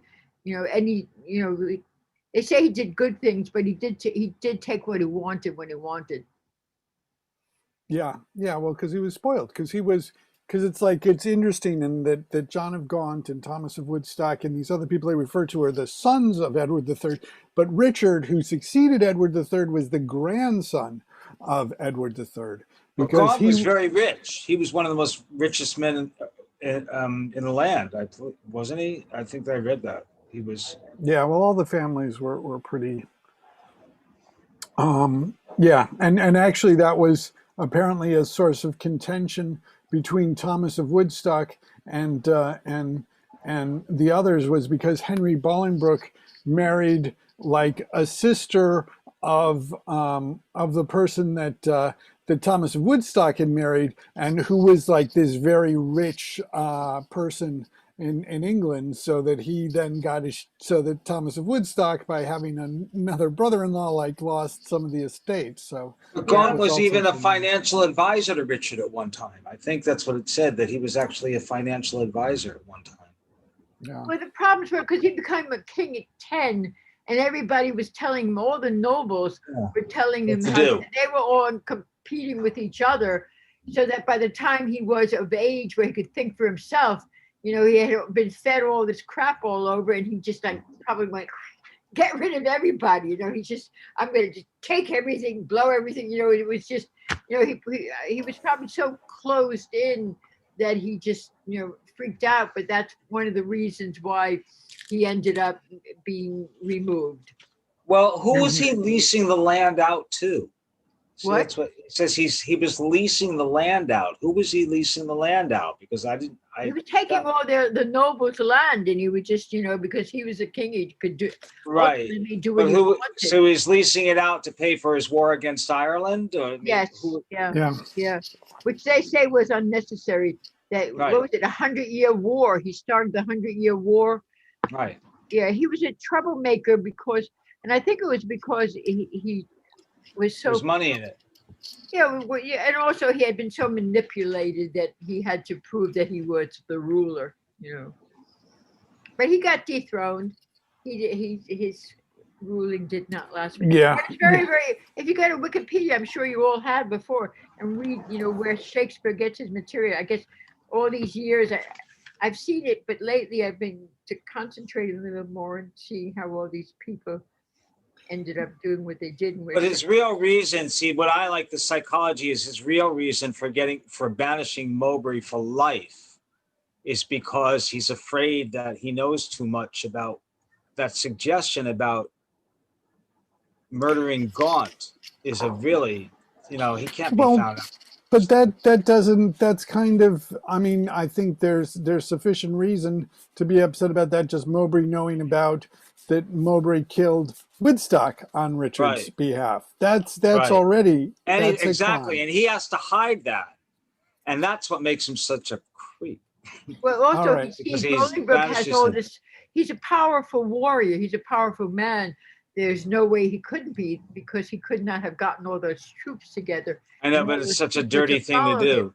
So his presence, his power, his ability was a threat, which is why he got thrown out. You know. Of course, yes. Yeah.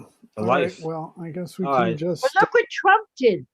He gathered people because our president, because what's his name, Biden, was able to pull millions of people and win the presidency.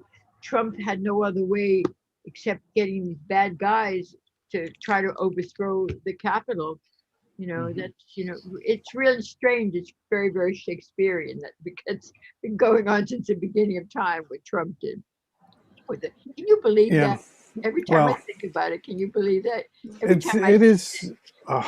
It's crazy, but it's also the fact that it's like that they can go claiming around that they've stolen an election when actually Democrats have had 2 presidential elections stolen from them. If you could sort of accept that the person who gets the most votes in a democracy should be elected president, and so that would have been Hillary Clinton many years ago. Hillary Clinton in 2016 and Al Gore in 2000. What about Al Gore? Yeah, Al Gore. No. I'm citing that as well.